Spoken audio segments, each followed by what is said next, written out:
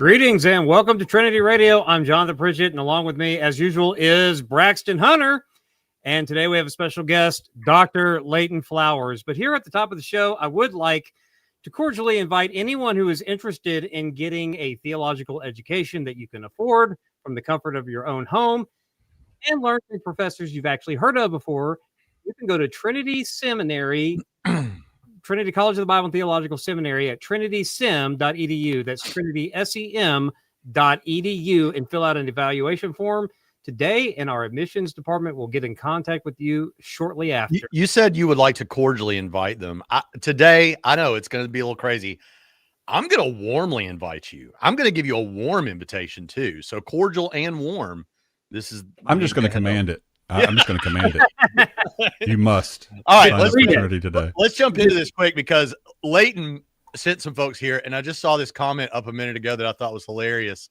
It was like, we're getting all this great stuff here. It's like the best on the same day. Idol killer, Leighton by himself, and Leighton with his buddies.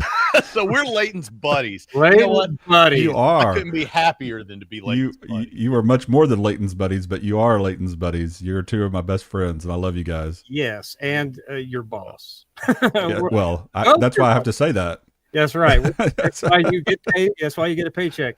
Also, we do have some sad news. Please keep the family and friends of Dr. Albert Elliott in your prayers.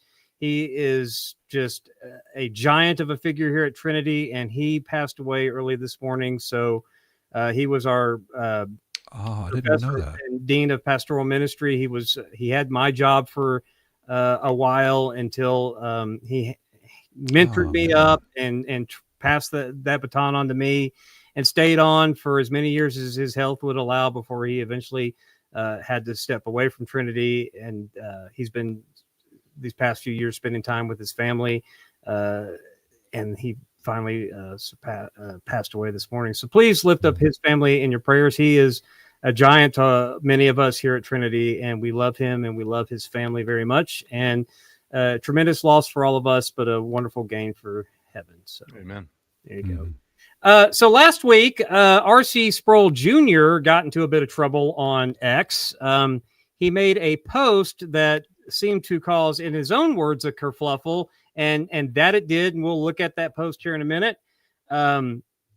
So you've probably already heard a lot about it. There's been some video responses about it, but we don't ever feel the need to immediately jump onto every little thing. So this happened last week, but we're going to analyze some of what he said, and then some of the feedback to that from other Calvinists as well.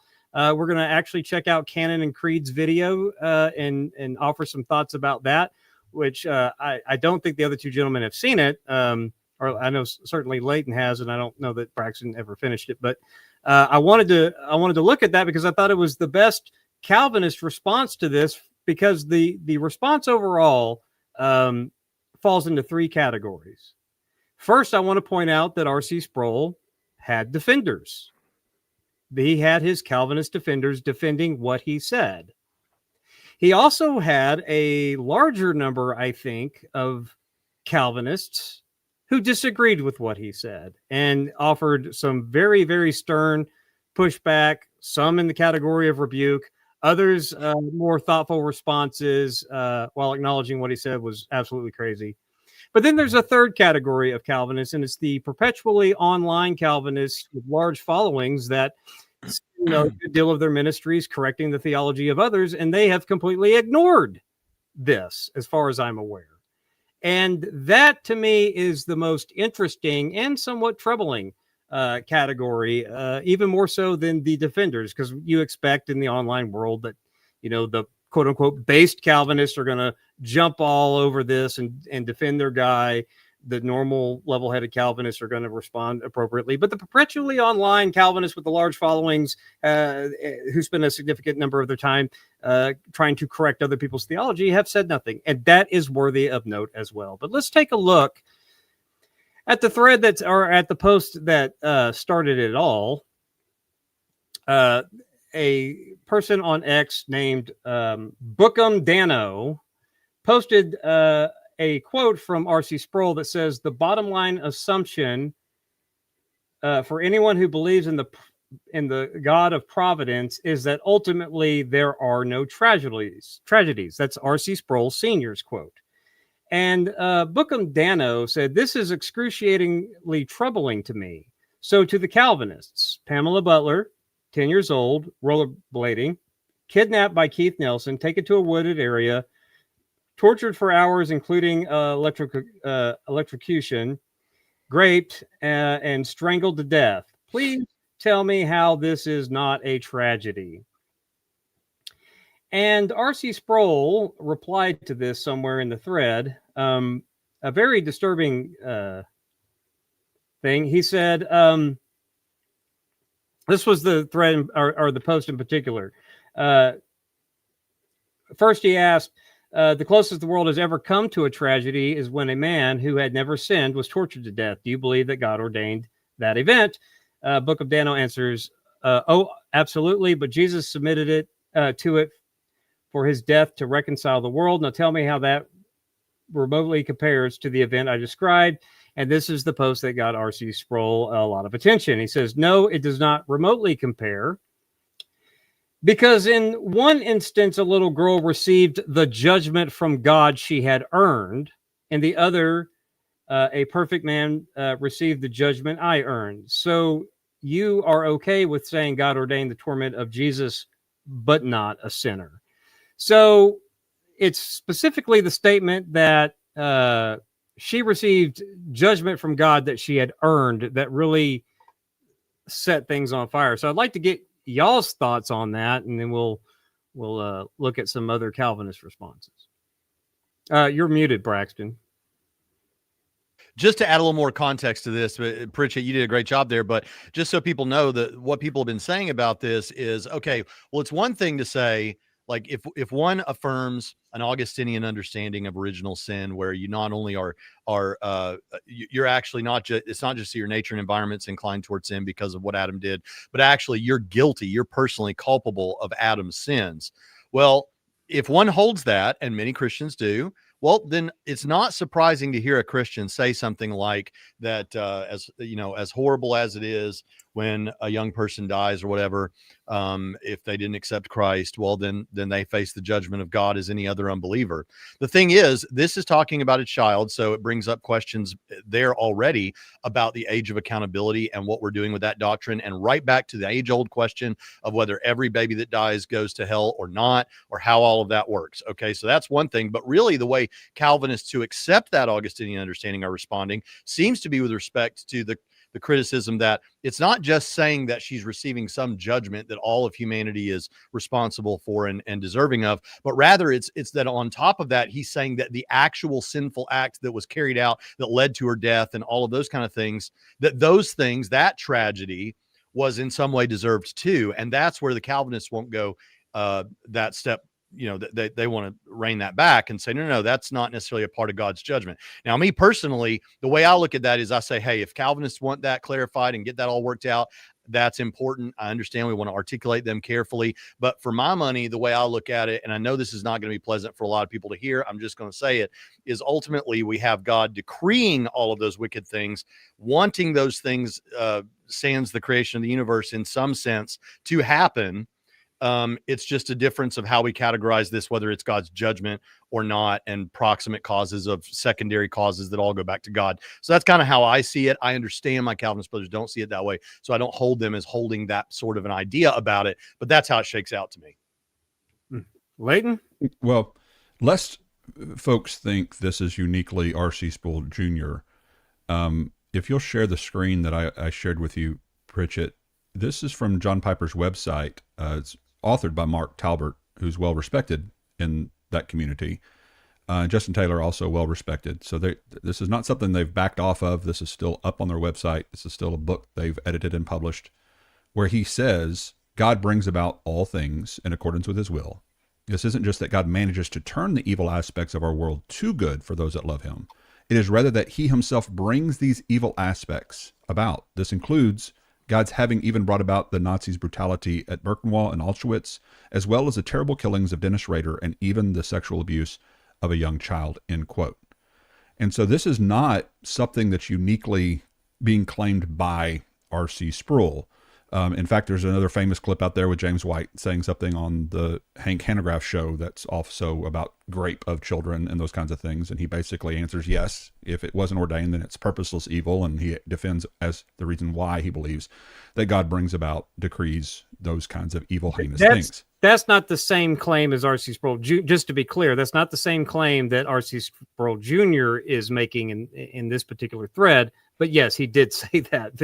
Yes, and I was just about to go there. Is that the claim that went even further than what you hear in those two is that the person who receives that is receiving just judgment from God.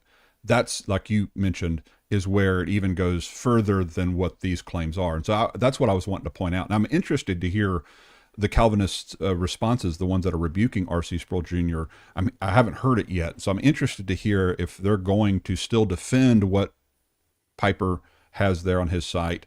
They're defending the concept of God bringing about, decreeing these evil things, but just renouncing him for saying, well, that's something they deserved, or that's something that God brought upon them for judgment. If that's where they draw the line, as to say that's just a bridge too far, so to speak. And I just don't know.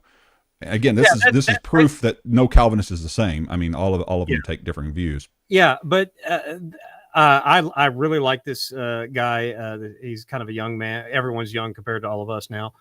This young man, Miles, his channel is Canon and Creed. I have subbed to it. I think what he's doing is excellent quality videos, very informative, and he's a likable person.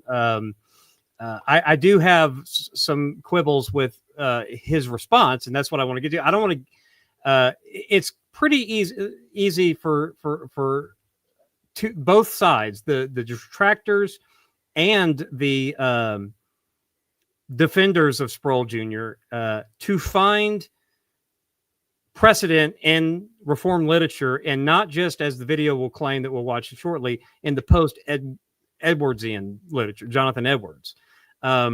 Because Canon and Creed, Miles guy, he will appeal to Mohler's scholarship, which Calvinist critics themselves, like Paul Helm, for example, have taken issue with some of his findings and things like that. So, like you said, Leighton, Calvinism is not monolithic, but at the same time, it is not unfair for non-Calvinists to have some sort of, not that we agree with them, but some sort of sympathies with the defenders of R.C. Sproul, because they can defend this from Reformed literature as well. So I am kind of sympathetic. I think they're worse for defending this.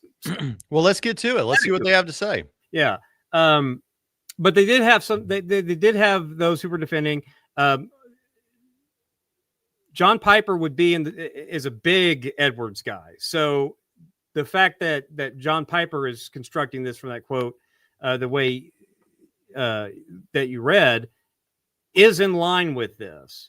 The gentleman that, if to use the term loosely, that we debated in Houston all those years ago, Sonny Hernandez and Teddy Zacariades, they would also be Calvinists who would be sympathetic to R.C. Sproul. So this is not like it doesn't exist.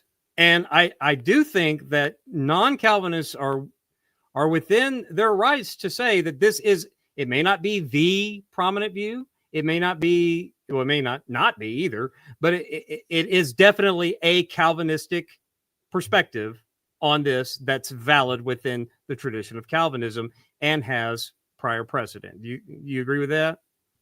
Yeah, I mean that you could often say sometimes the more consistent one is with their Calvinism, the more harsh and superlapsarian it is. And so the true hyper or high Calvinist is the more consistent with Calvinism, though arguably less consistent with the revelation of Scripture. And so that's where you get the rub between the different Calvinists. There's some who are more consistent with their Calvinism, others that are more consistent with the Bible, and they end up, kind of bickering with one another over some of the implications of their worldview and how they play out. Yeah. So I that's what I think. I think the higher the Calvinist, or even the more consistent the Calvinist. In fact, I think that there's a podcast called Consistent Calvinist Podcast, who has been defending R.C. Sproul Jr. left, right, and center on this, because that's his, and I think that's his appropriately titled podcast is Consistent Calvinism, because that's what we also think it is. Well, and even Phil Johnson, the president of the Grace to You Ministries with John MacArthur, has argued that Calvinism, this resurgence of Calvinism that's happened in the last 20, 30 years, will eventually die back out, and he predicts it'll be killed by hyper-Calvinism. And he bases that upon the history of the rise of Calvinism in the history, and how it's always ended up eating its own, because Calvinism becomes more and more hyper in its application. Why? Because it's becoming more and more consistent with the claims of its own system. And so, I mean, I just don't know why God would ordain that. If that's why God would ordain that the system becomes self-defeating and destructive and dies back out, if it's the truth. In my experience, truth is actually very practical, and it works, and you can live it, and it doesn't end up producing really bad fruit within the body. Yeah, well, I mean, God ordained it, because if you're a Molinist, that's the cards he was dealt, and that's how that coincided with. I say that facetiously because that's how they whine at a turn of phrase that Craig used. But I mean, that's what free creatures chose in the world that God actualized. And if you're a Calvinist, God wanted Calvinism to have that ebb and flow. And so, because see, what's interesting to me is the finally the non-Calvinists get a break from the "you just don't understand" Calvinist claim, because they're making that towards each other. So that makes me happy. I'm delighted by that. You know, is there a video somewhere here, Jonathan? Yeah. But we're talking about R.C. Sproul right now. I ignored it and got to arguing. Braxton, I need you on my program all the time, just cutting in on me, going, "Okay, Leighton, shut up now. Stop talking so long." Yeah, well, so it's a clip. Derek P.G. Beeler says, yes, Consistent Calvinist says anyone disagreeing with Sproul Jr. is just emotional. They might be emotional, but I don't think it's fair to say that they're just emotional. But I don't begrudge anyone having an emotional reaction to saying that that girl earned that circumstance as judgment from God specifically, which is the issue that everyone has with it. Okay. But yeah, I say, well, it's not just emotional, but yeah, I get emotional reactions to that kind of thing. I know that there was a lot of, or at least some that I saw, Reformed ladies on the internet who did have a very emotional reaction, but still said why they disagreed with it. But they were. If you don't have an emotional reaction to that, something's wrong with you. Yeah. Sorry. Probably. Yeah. Agreed. All right, so let's get to Miles' video, because I think this is what really. Yeah. Right. All right. Finally, says Braxton, because I think he does a really good job presenting. So you just cut Braxton out. Yeah. They just delete him. Yeah, we can blather on for another 20 minutes about. We're going to read through Leviticus real quick. Right. But yeah, I think he does a really good job. I highly encourage Calvinists and non-Calvinists alike to go subscribe to his channel. He's a excellent video quality. He's got a great personality and all of that. It's a fun video. And I think that this is, in my perspective, while I don't agree with his position ultimately, this is the prettiest lipstick that you can put on this pig, I think. And I mean that. I wonder if he'll like that critique. This is the prettiest lipstick you can put on this Calvinistic. I already puffed him up. I told everyone to go subscribe. I think he's great. I'm just trying to be entertaining, but I think that Canon and Creed is a great video. There's Pritchett Prime at his best, right there. And if you want to get Reformed theology from a perspective that I think is not quite as the cage stagers and the hypers and the highs Calvinists, this is your guy. And I think it's always sorry, I just graded an entire dissertation I hadn't seen yet. It was wonderful. You did all the short ones, so I don't. Solved all of this stuff. Caleb is working to make a shirt with that the prettiest lipstick you can put on this pig. That's right up there with free will's not a superpower and all the other Pritchett Prime quotes. Yeah.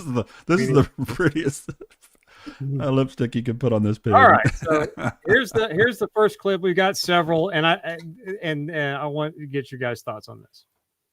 Recently, R.C. Sproul Jr., son of the late R.C. Sproul Sr., posted a very bizarre response thread on X, making some rather despicable claims in the name of Reformed theology.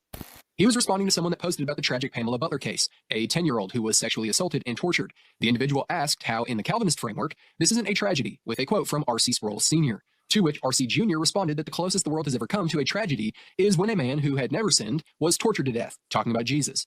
And then he asked if the person believes God ordained that event, to which the individual rightly responded, "Oh, absolutely, but Jesus submitted to it for his death to reconcile the world. Now tell me that that remotely compares to the event I described." To which R.C. Jr. writes, "No, it does not remotely compare, because in one instance a little girl received the judgment from God she had earned. In the other, a perfect man received the judgment I earned. So you are okay with saying God ordained the torment of Jesus, but not a sinner? No, I'm an Orthodox theologian who affirms the doctrine of original sin. Your entire premise is built on an emotional appeal that denies what the Bible clearly teaches about our sin. Do you deny that this 10-year-old girl did not receive from God more hardship than she earned? I'm saying she did not experience an injustice from God. I'm affirming original sin. Are you? Is everyone on earth apart from Jesus owed the wrath of God? Do I need to know the girl? When believers suffer, we are expressly told it works out for good by God. Let me encourage you to submit to what the Bible plainly teaches." She earned it. So I'm not sure what his goal was here, but the end result was a swing and a miss. This thread added nothing positive, and it only fueled the caricature that Reformed theology is the padded room of the Christian house, if you will, that we have this crazy idea of a sadistic, maniacal God. So I felt compelled to make a video showing why this misrepresents the Reformed tradition, utilizing some primary source documentation. So, Leighton, do you think that I 100% agree with what he's saying so far. This is what gives that impression. I've got to... When I listen to videos like this, when I'm listening to it privately, I'll stop and rewind and listen. It's like I want to hear what he just said about the padded room of. I mean, that's another good T-shirt. It's like, okay, these are the ones we want to put over in this little padded room and hide from the rest of you people because these people are just cray cray. I mean, they're just nuts, and they're completely all look that way, and yeah. But this is mainstream. I just showed you Piper's quote. I mean, I know Piper doesn't get into whether they deserve it or not. That even makes it more heinous. But it's still just so cringeworthy. And this is why I put on Twitter when I first saw that. I was like, please, you're driving people away from God when you put stuff out there like this. Yeah. And I'm appreciating the fact that at least there's some guys who lean Reformed, if nothing else, that are acknowledging that these guys need to be put in their own padded room. Here's your sentiment because it makes them all look that way. That's his point. He says you're making us all look like we're the padded room people. I mean, it reminds me of the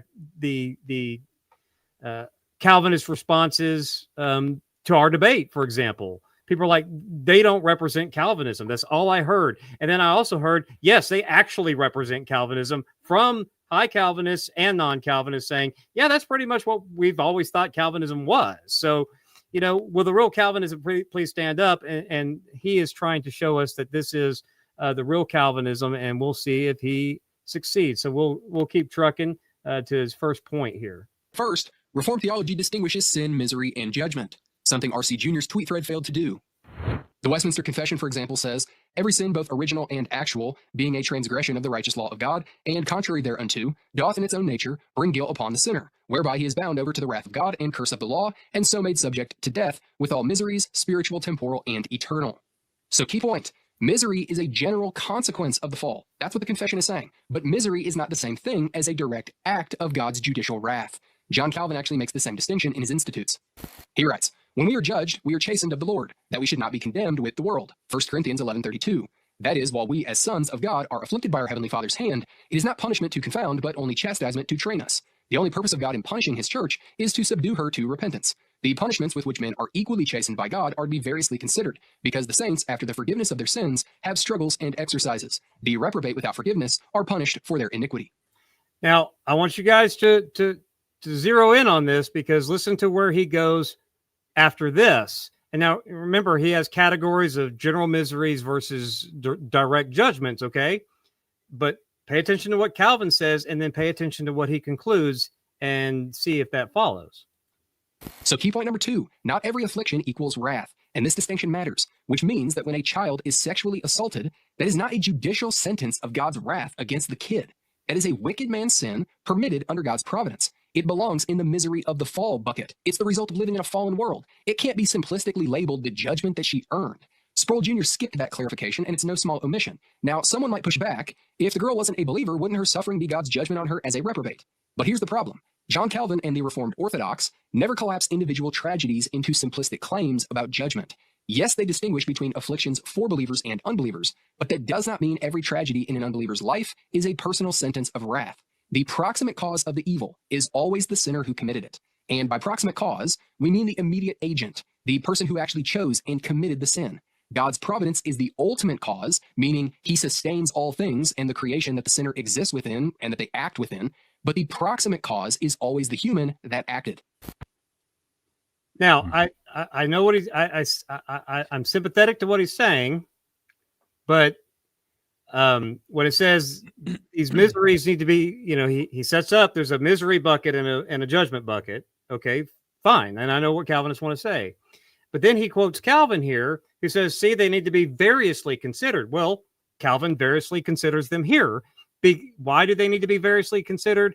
Because the saints, after the forgiveness of their sins, have struggles and exercises. The reprobate, without forgiveness, are, what's the word? Punished for what? Their iniquity.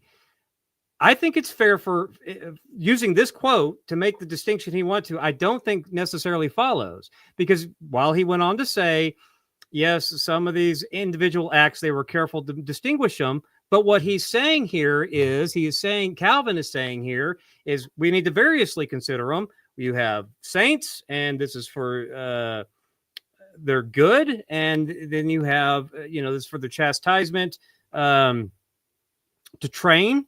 And then you have the reprobate, who, if they don't have the forgiveness, they are what? Punished for their iniquity, which sounds like earned judgment from God.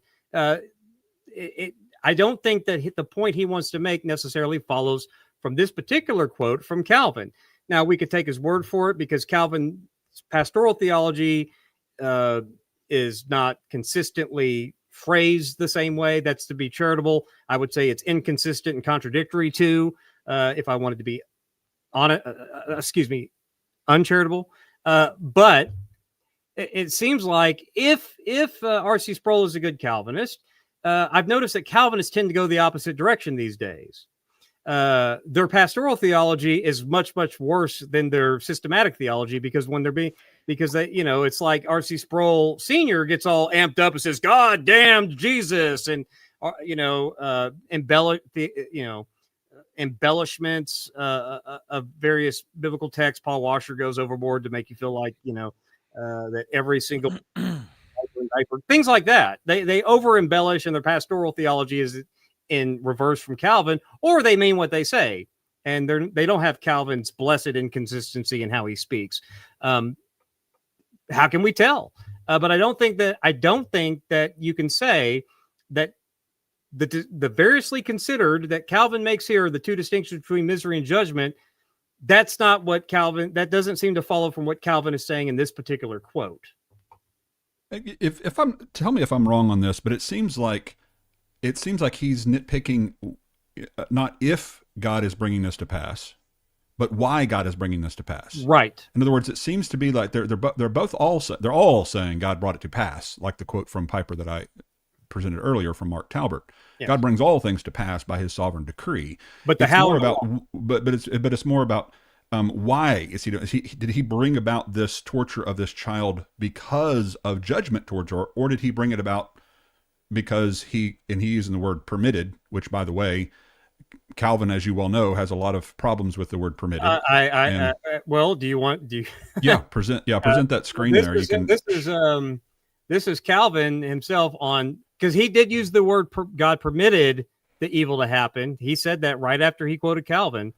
He said this is the evil that God permitted in the general misery bucket. But here's Calvin himself on permission, if you want to read that from your... Sure. Yeah, it says, how foolish and frail is the support of divine justice afforded by the suggestion that evils come to be not by His will, but by His permission. It is quite frivolous refuge to say that God obtusely permits them when Scripture shows Him not only willing, but the author of them. Who does not... By the way, after this ellipsis, this is actually a quote from Augustine that Calvin is quoting as support for his view. Who does not tremble at these judgments with which God works in the hearts of even the wicked, whatever he will, rewarding them nonetheless according to desert? Again, it is quite clear from the evidence of Scripture that God works in the hearts of men to incline their wills just as he will, whether to good for his mercy's sake or to evil according to their merits, end quote. I don't know how that could be any more clear. That sounds like equal ultimacy to me, if there's ever been a statement of equal ultimacy, that God works in the hearts of men to do evil, basically blaming God for all the evil. And we've got other quotes from Calvin talking about how he appeals to mystery, that he's dwelled on these mysteries for so long, he's not afraid to confess ignorance as to why we're guilty, and he's not. Yeah. Basically is his appeal to mystery when it comes to these things. But you said basically the disagreement is about why God is. It's not just the why, because we're going to get into, he's going to start appealing to Robert Mueller, who has his Calvinist critics, by the way, rightly so, because of quotes like this from Calvin, right? So they're like, well, no, wait a minute. Calvin's not necessarily inconsistent with the later developments that Miles is going to talk about here in another clip. So it's not just about why God is doing this, but Miles here is going to take issue with the how as well, because he's going to set up from Mueller's scholarship that prior to Edwards, the metaphysics about providence and human freedom and how all of that interrelates with God's decree is not the same as it is after Edwards. Now, again, people, Paul Helm and others have criticized this, and we certainly do, because they want to say, no. What they did was they just clarified, because it seems like the earlier reformers were just lacking in clarity about the metaphysics of all that philosophically. And Edwards, with his very sharp as a tack mind, was able to clearly and express how this all works, with his form of compatibilism. So Calvinists debate that amongst themselves. But it's not just why God did it as a judgment or as a general misery bucket, but how that comes about. And I think Calvin's quote here is going to be at odds with what he just said there about permission, because he said Calvin and other earlier reformers didn't, calculate it that way. I think Calvin himself, his earlier quote didn't support what he said. And this quote definitely blows out, don't use permission language. You make Calvin sad. So it's kind of a mess, I think. But he's doing a good job, but I just don't think that the sources he's pulling from will actually carry his argument. Turretin fares better. I think Turretin was probably a better philosophical mind than Calvin. But, again, they can hash that out amongst themselves. Braxton, did you have anything you wanted to add to? I do. I think it'd be a good time to go back to the video. He's keeping us on the mark. And I like it. All right. Well, let's keep trucking then. Turretin explained it like this: if the same work is ascribed to God, to the devil, and to the wicked, it is ascribed in different ways. To God as a most holy work, to men as most wicked, because from an evil principle by evil means, they tend to an evil end. Therefore, God uses the sins of creatures beyond their intention to good end, not by making the wills or actions evil, but ordaining them to a good end. So the same act can be ascribed both to God and man, but differently. To God, it's providence. To man, it's sin. Collapse that distinction, as Sproul Jr. did, and you make God the direct agent of the crime. And this answers the retort. Even if the victim is an unbeliever, they suffer under the general miseries of the fall. But the rape itself is not the judgment that they earned. That blurs the line between the consequences of sin and the execution of God's divine wrath, and in practice, it makes God guilty of sin. So the argument here is from Turretin. You have, well, in their hearts, they willed to do this for evil, but because God ordained that, taking into account their evil wills for good purposes, providentially, that belongs to God in the ordination. But as to the evil itself, that belongs to the people carrying out what God ordained. But we've already seen Calvin say that he's working and Piper would argue that no, God has to work the evil into it. And the reason why, Miles, the reason why later developments are more explicit about this as far as determinism goes, or compatibilism, which is determinism, the reason why is because in order for the ordained outcomes to come to pass, God has to control the means and the ends as well. or otherwise, if there's any sort of contingency at all in the mix, it may not obtain. So the only way to ensure that it obtains on Calvinism is by deterministic means. And I think Calvin, as we've quoted him, seems to fall into that category, just like the category that he spelled out between the reprobate and the believer. I don't think your pushback to the pushback works, because that's the only distinction that Sproul Jr.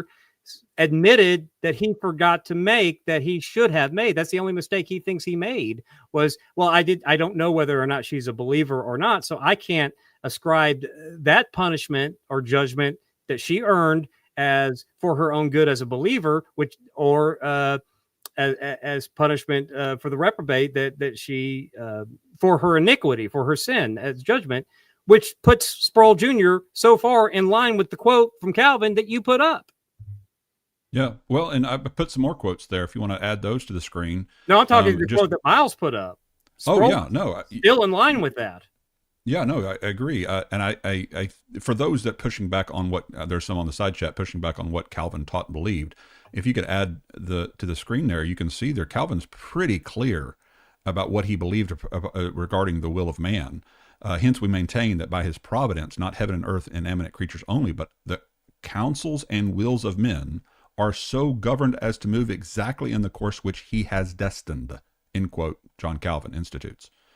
Also, the hand of God rules the interior affections, no less than it superintends external actions, nor would God have effected by the hand of man what he decreed, unless he worked it in their hearts to, quote, make them will before they acted, end quote.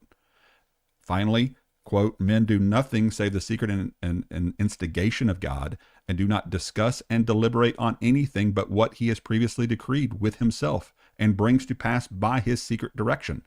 In other words, there's so clear where Calvin was coming from with regard to even the wills of men being that which God has destined, he has decreed, he has predestined. And so how guys like Miles try to separate Calvin from that form of Calvinism, I don't know how they deal with these kinds of quotes. Right. And I mean, you're not going to convince, to convince us, like, this is interesting because we're looking at a Calvinist reacting to Calvinists. But like, whenever you see people in the side chat saying things like, well, for example, let's start with what you have on the screen. Based on the previous quote about permission from Calvin and these quotes here, to my mind, if Calvin somewhere else allows for a type of permission that is like the people in the chat and other people are saying, where it's like, no, that's just because he was focusing on a particular issue that came up. Elsewhere, he's very open to permission in some meaningful way. Versus mere permission, things like that. I mean, Jonathan, the thing then that leaves me with, it's like, okay, well then Calvin seems to have been horribly wrong and clearly misunderstood how determinism works. It's just like when we go to the Westminster Confession over here, where somebody put, I think Chris Harris was saying, I noticed the language of the Westminster where it's talking about neither the will of, what does it say? Neither to damage the will or whatever. Deterministic, he says, means that neither harm the will of the creature nor negate contingency. I'm perfectly well aware that that's what it says. I'm just saying that isn't a thing. Like, that's just wrong. That's incorrect. It is. William Lane Craig affirms that. Yeah. William Lane Craig said, I can affirm every word of that. Of the Westminster Confession of God's decree, the first paragraph, he said, I can affirm. That's what the Molinist affirms. I think Tim Stratton would say, yeah, that works. But they would argue that works with Molinism rather than with. That's what I'm saying. You have to have libertarian free will. Like I'm saying, like, that's what I'm saying. I'm saying on Calvinism, this doesn't work. On determinism, this doesn't work. And this is the clean point I want to make about this, is that you can point to me. This happens a lot. It's like, well, don't you know that in the Westminster, it says this? Well, there you go. That's the answer. And I'm like, yeah, but it's wrong. Like, that doesn't work. Like, that's. Well, I mean, it's like restating the contradiction. A is true, but not A is true. Our confessions say A is true and not A is true. So therefore you must accept that A is true and not A is true. And we're going, no, we think you're saying two contradictory things. Yeah. And that's what we're trying to point out, is that, yeah, we know you claim two contradictory things are not contradictory, but that doesn't mean we have to accept that the two things you're claiming are not contradictions. And we're arguing as to why we believe they're contradictions. We're not trying to say you don't affirm that both of these contradictory statements, mutually exclusive statements, are both true. Yeah, we know that Calvinists make mutually exclusive statements and claim that they're true. That's the whole point. That's what we're contending with, brothers. We're contending with the fact that you're making two mutually exclusive claims as if they're both true, but they're mutually exclusive. Yes. And when you see like down here, the most recent comment from Pastor Saul, he says, "Nah, Braxton, I can defend it. I'm not simply regurgitating the WCF." Well, that's not my point. My point is not to say, look, he's just regurgitating the WCF. It's to say the WCF is wrong on this. And when you say you can defend it, I know exactly how this conversation goes, Chris. We all do. The way this is going to go is we're going to start talking about whether there's a meaningful sense of can or could, and senses of ability. Is it a conditional or categorical ability? And ultimately, when we get down to it, I'm going to end up saying, I don't care whether it was conditional or categorical. If the person in some sense of couldn't do otherwise, then I consider I don't see how you get moral holding someone morally accountable for that. And you're going to say, well, I do. And that's where it's going to end. I've done this. I've played this out 1,000 times. And Chris, I think you're being honest, but I think you at least see why we look at that and go, hold up. And maybe you think you have an understanding that works with that. But I think you see why we have this reaction at first. It's not like this is new. Dr. Craig, they can defend your confession with Molinism, at least that first statement. I like this question. What do you guys make of the distinction that are made between paradox and contradiction? I say that it is sophistic bombfoggery, but you guys may have a different take. Oh, real quick, I'll answer that question before, but I want to say, come on, Braxton. Bignon's idea, which I think is fine, is not the monolithic answer.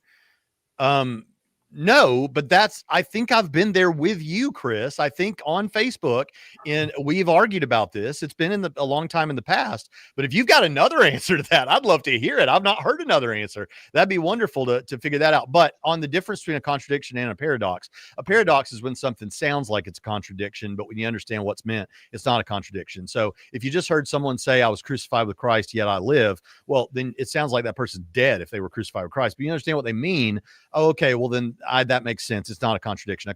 A mystery is something that seems contradictory, but we don't know, or it's not a contradiction. We just don't know the answer. So what is the Trinity like for someone who's never considered it? Well, it's a mystery.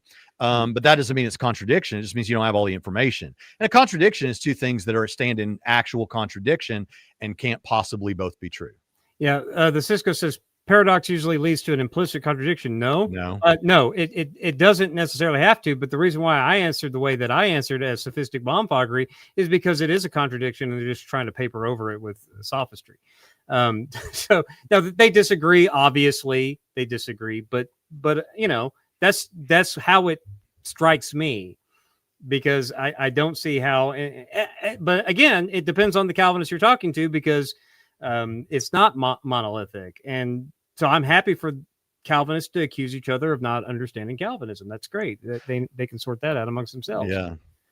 All right, let's keep trucking. But this video I think he's doing a great job. I like this kid. It's pretty. His thread is the collapsing of God's ordination versus the creaturely authorship of sin. So his loose-lipped language on this makes people think that the Reformed must believe God is the author of sin, which is not true. Stephen Charnock put it this way: God doth not positively will sin, but he positively wills to permit it. And though he doth not approve of sin, yet he approves of that act of his will whereby he permits it. Francis Turretin expounds upon this further. It's a little bit long, but stick with me. Meaning that God approves of his permitting it if you're not John Calvin and you're okay with the language of permit, which requires a different set of metaphysics than determinism. This always goes back to, what is God permitting, folks? Is he permitting what he decided would happen, or is he permitting what the evil person decided to happen? Because that's where it gets down to the rubber meets the road issues, is that you've got just this nonsensical loop of God permitting what he's decreed to happen versus God permitting for evil people to do evil things. There's a big difference between permitting what you have decreed versus permitting what someone else has decided to do freely and independently. And it seems like Calvinists will not make that clear distinction. Yeah.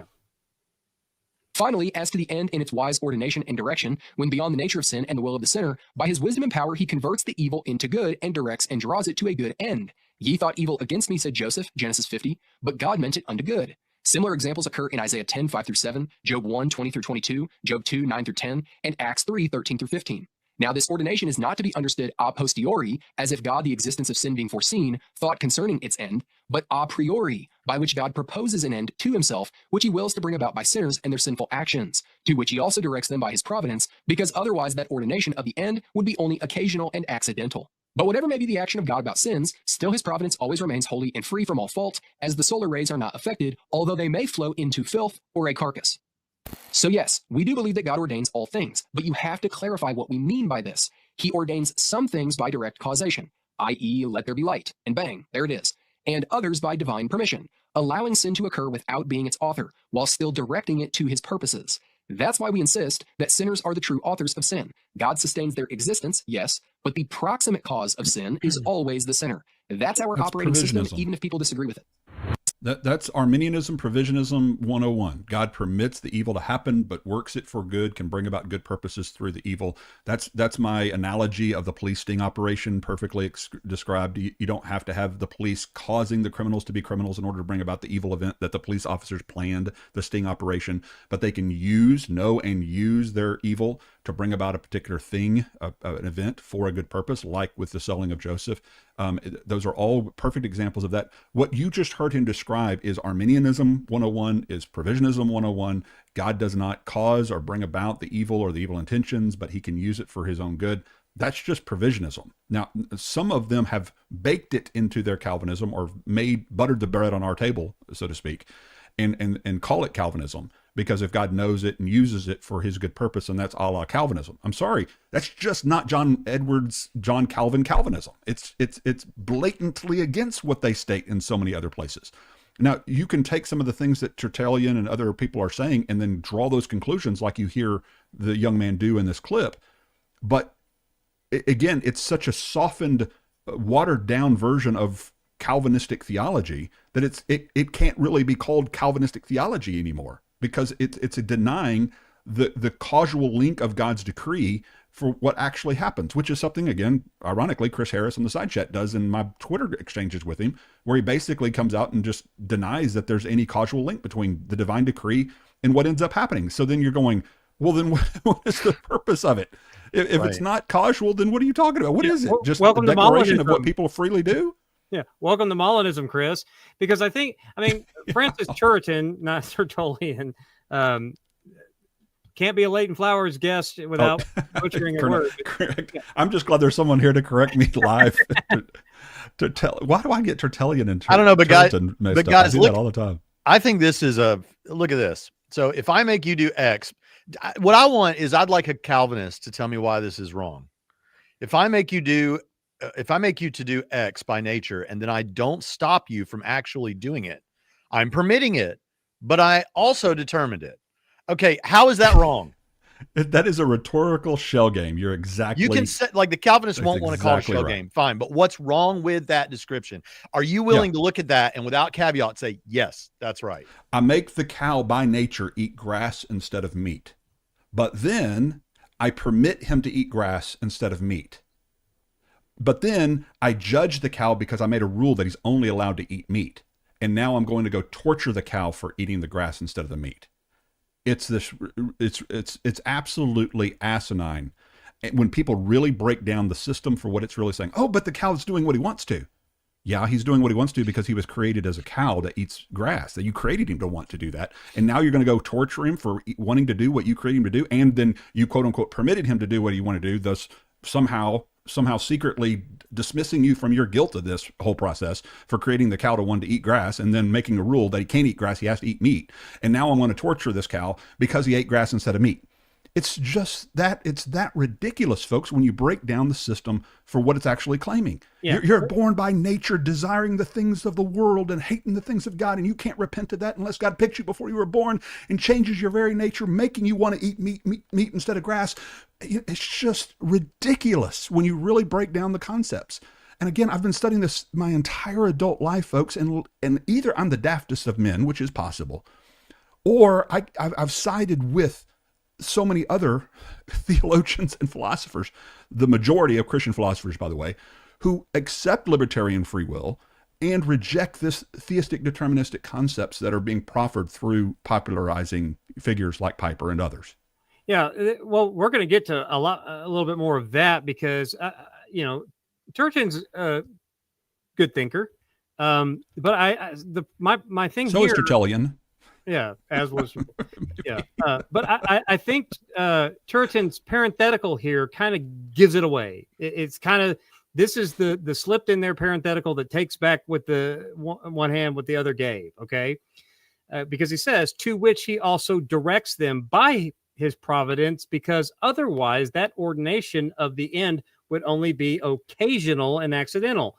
So what he's doing here is he's reflecting back on what Calvin was saying about how Calvin understands God working this stuff out, which I think is most clarified in people like Piper, how he's working in. Otherwise, if you're going to say what they want to say over here when they mean over here, if you're going to say, well, in these instances of evil, God is not causing them by working this evil into the heart so that this thing obtains. That's a robust freedom, maybe not necessarily libertarian free will, but it's a robust freedom. Well, if you're just going to say that he's permitting them because God decreed that event come to pass, but had no hand in guiding that to actually obtain, then you may as well concede the argument to Molinists that you no longer need determinism at all at that point.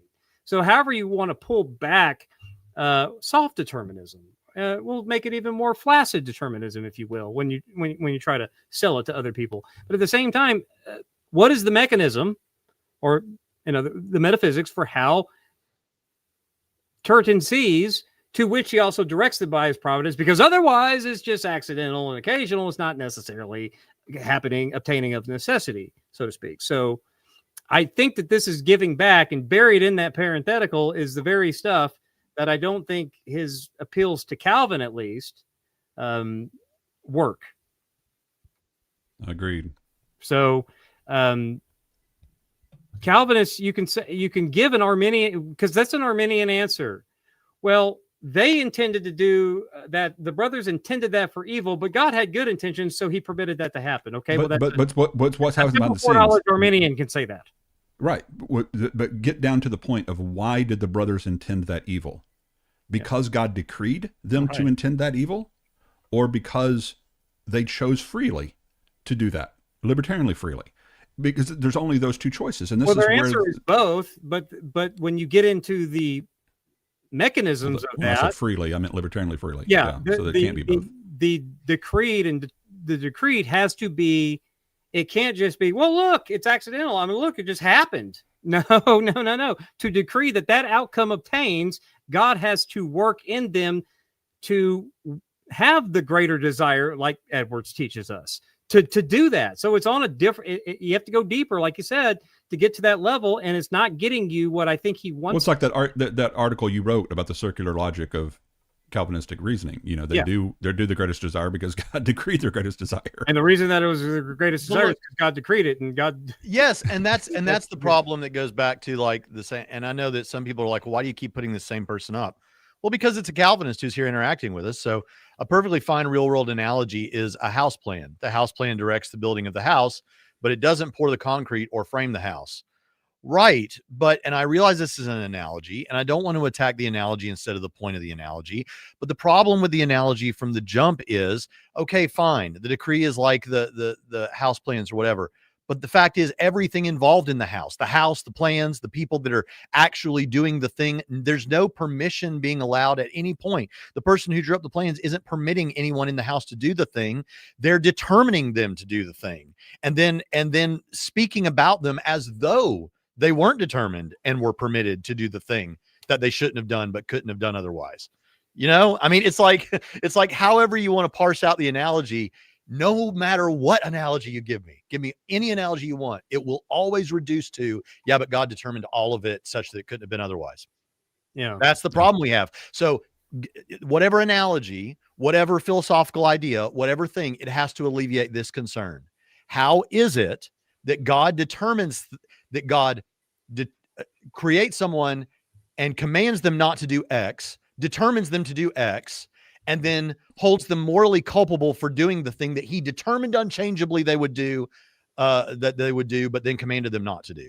I mean, if you can square that circle, that's the circle. So any analogy has to take that into account. How is it possible that we're holding someone morally culpable who could not have done otherwise on any sense of could?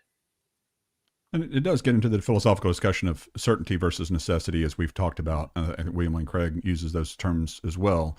And I like the example of Peter denying Christ 3 times before the rooster crows, because that was obviously foretold by Jesus specifically. I mean, so specifically that he even gave the number of times and when it would happen. And even the rooster crowing itself were all things that were a part of that foretelling of what would happen. Now, the question is, because Jesus foretold it perfectly, does that mean that Jesus determined it? In other words, did he cause it to happen? Did he cause Peter's will to be such that he would deny him 3 times? Did he cause the person who challenged Peter, the different individuals who challenged Peter, did he cause them to challenge Peter at those times? Did he cause the rooster to crow at that particular moment, at that particular time? Did he cause all of those things?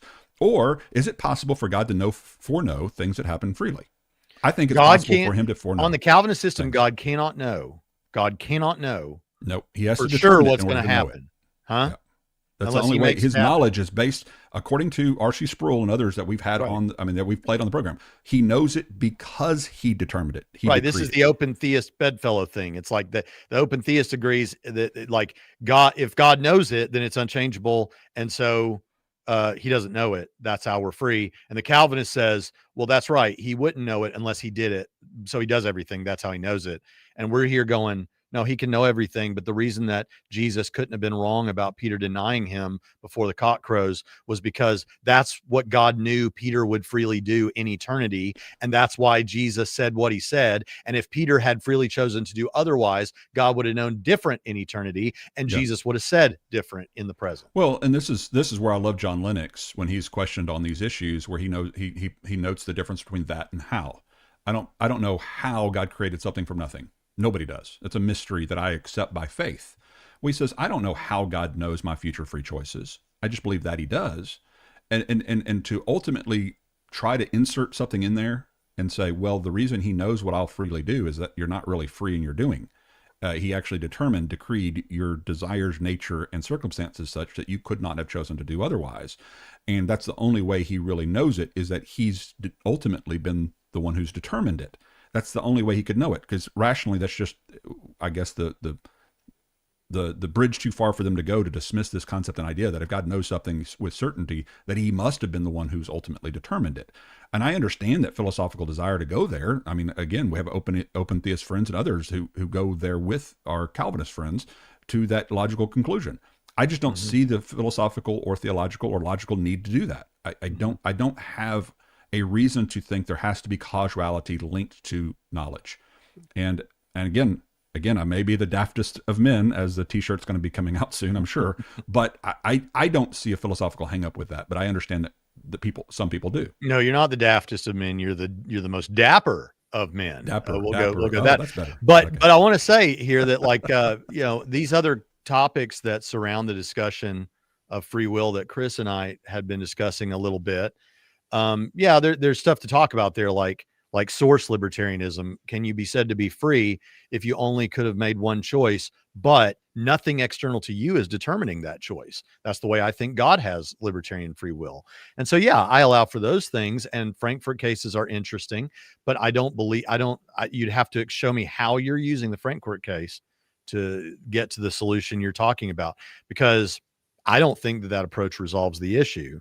The bottom line is, if I was created unable to have done otherwise, and something external to me is determining me to do the things that I do, the wicked things that I do, then I don't see how I can be held culpable for the wicked things that I was just determined to do. Well, you're the agent that thought of it and wanted to do it because I was made to think of it and want to do it. That's right. That's the whole thing. Have a metaphysic to account for how these things obtain on Calvinism, regardless of what flavor of determinism you pick, from flaccid to hard.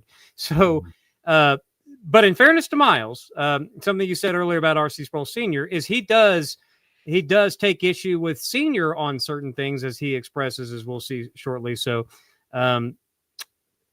yeah, I mean, even he admits to having criticisms and didn't think on this idea of providence that Sproul Sr. Got things right. So he admits that, but it's not clear to me, and I don't think Mueller makes this clear what it is, but Paul Helms' criticism's like, sure, but we know what it ain't, so anyway, we'll go to the next clip here. And we're trying to give him as much space as he can. We have almost the entire video, so. Noticed is that his language communicates and collapses God's holy ends versus man's wicked intentions. So like I said, just because someone is a sinner does not mean that every evil that happens to them is a direct act of God's wrath or judgment on them. Ironically, Turretin, citing Augustine, makes this crystal clear, utilizing the exact example that Sproul Jr. tried using, the crucifixion of Christ. Since the Father delivered up the Son and Judas delivered up his master, why in this delivery is man guilty and God righteous? Unless because in the one thing which they did, the cause on account of which they did it is not the same, as Augustine says. So same event, but two different intentions. God's decree is holy, Judas's act is wicked. That's how the Reformed interpret events like Joseph's betrayal, Job's sufferings, and the cross itself. But Sproul Jr.'s framing bulldozes that precision. So here's where, in summary, Sproul Jr.'s comments went badly wrong as far as I can tell. 1, he equates God's judgment of sin with suffering caused by another's sin. 2, he makes it sound like God is the direct agent of rape. 3, he collapses the careful distinctions Reformed theology insists on. And 4thly, worst of all, he speaks flippantly on a subject that the Westminster Confession explicitly tells us to speak with special prudence and care on. So a more I'll let him finish, but I'm going to back up to that. I want to make one comment on that. Just notice at the very beginning of the clip, he talks about the evil intentions. He keeps talking about the evil intentions as if they are not in some way under the meticulous divine providence of God under the Calvinistic system. And this is exactly what I caught James White doing and several other Calvinists who would try to put the lipstick on the pig, to use your vernacular. That's what they continually try to do, is they continually talk about these evil desires and intentions as if they are something that came to pass independently from the decree of God. And that's what we're pushing back on. That's what Piper pushed back on. Right. If God decreed whatsoever comes to pass, that includes the intentions of men. As John Calvin's quotes, those 3 that I've listed up on the screen, that the wills of men, the deliberation of men, are meticulously as God determined them to be. His words, not mine.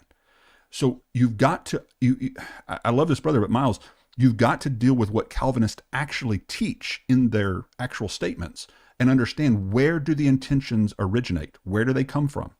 We're source libertarians, meaning that the source is of the man, and he could choose to do otherwise freely. He could choose to do other than what he ended up doing, because he is libertarianly free in that sense. He's not determined to do X because God decreed him to do X, as your system entails, as the claims of your theologians entail. That's the problem with, I think, Miles' critique here. Yeah, and I will point out, if y'all think that we're just cherry picking quotes from Calvin, or Sproul or Piper, Miles is cherry picking quotes that he thinks are the best to present his case as well. Sure. Okay. Yes. And as we pointed out, I don't even think they really support what he's saying. At least the first Calvin quote definitely doesn't. But Turretin, you can quibble with. You got to remember what our critique of Calvinism is. Right. They are making 2 mutually exclusive claims to be true. Right. So that's why you can have Calvinists say things that provisionists would say and absolutely agree with. But then they'll say things over here that we would absolutely deny, because we see those 2 things as contradictory. And so that's why you can find quotes from Calvin or from the Institutes or from confessions that support exactly what we're saying as provisionist. Perfectly support it, because remember, that's a part of the 2 claims that they're making. They're making some truthful claims along with some untruthful claims, and then claiming those things are not contradictory or mutually exclusive. But our argument against them is, no, you're making contradictory claims. And so that's one of the reasons you'll see so many times where people play sermons from Piper, say, oh, look, see, he seems like a provisionist here. How is that consistent with his theology? It's consistent with his theology because his theology is consistently inconsistent and paradoxical or contradictory, whatever word you want to use there. And you'll find Calvin with the same thing. We'll have a dozen quotes sounding like he supports provisionistic soteriology and free will, and then a dozen other quotes that directly and diametrically oppose those quotes. So we're not doubting that Miles and others can find quotes that support what he's saying here. We're saying that they are inconsistent and contradictory to other quotes from those exact same people when you look at them in the full context. Right. So his conclusion here, Sproul Jr. equates God's judgment of sin with suffering caused by another sin. Yes, and I would argue that in the very quote from Calvin, who says these need to be variously considered, because on the one hand, and if they're a believer, it's for their good. And on the other, it's if they're reprobate, it's punishment for their sin, which is the same thing as saying God's judgment for sin, was punishment. And my point is if God's bringing it to pass, what does it matter why he's bringing it to pass? Whether it's for his judgment or just for what? I mean, if it's not for judgment, but for some other secret reason, it's still him bringing it to pass. So why are we quibbling about why God's doing this to the child? Why aren't we confronting the fact that, hey guys, God's not doing this to the child? Oh, because in fact, Jeremiah says quite clearly when they're abusing children, I did not decree this. It did not enter my mind. In other words, I don't put me in with that. When people sin, don't say they're being tempted by God. I'm separated from those evil things. It's what John 2:16 says. The pride and the lust of men are not from the Father, but from the world. What's those scriptures teaching us? Don't equate evil and bad things and the origin of those things with God and his intentions and his desires. Yeah. The answer to your question is why are we quibbling is because Calvinists like Miles say, following Muller's thesis, that because earlier Calvinists would have quibbles with later developments within Calvinism post Edwards. That's why. I'm not faulting you for going over those quibbles. I'm just saying, what does it really matter if God's bringing it about for X or for Y? The real issue is God bringing it about. That's the real issue here. God's not the one bringing it about. And that's the big difference between our two worldviews, is that they have God bringing it about either for judgment or for some other secret reason.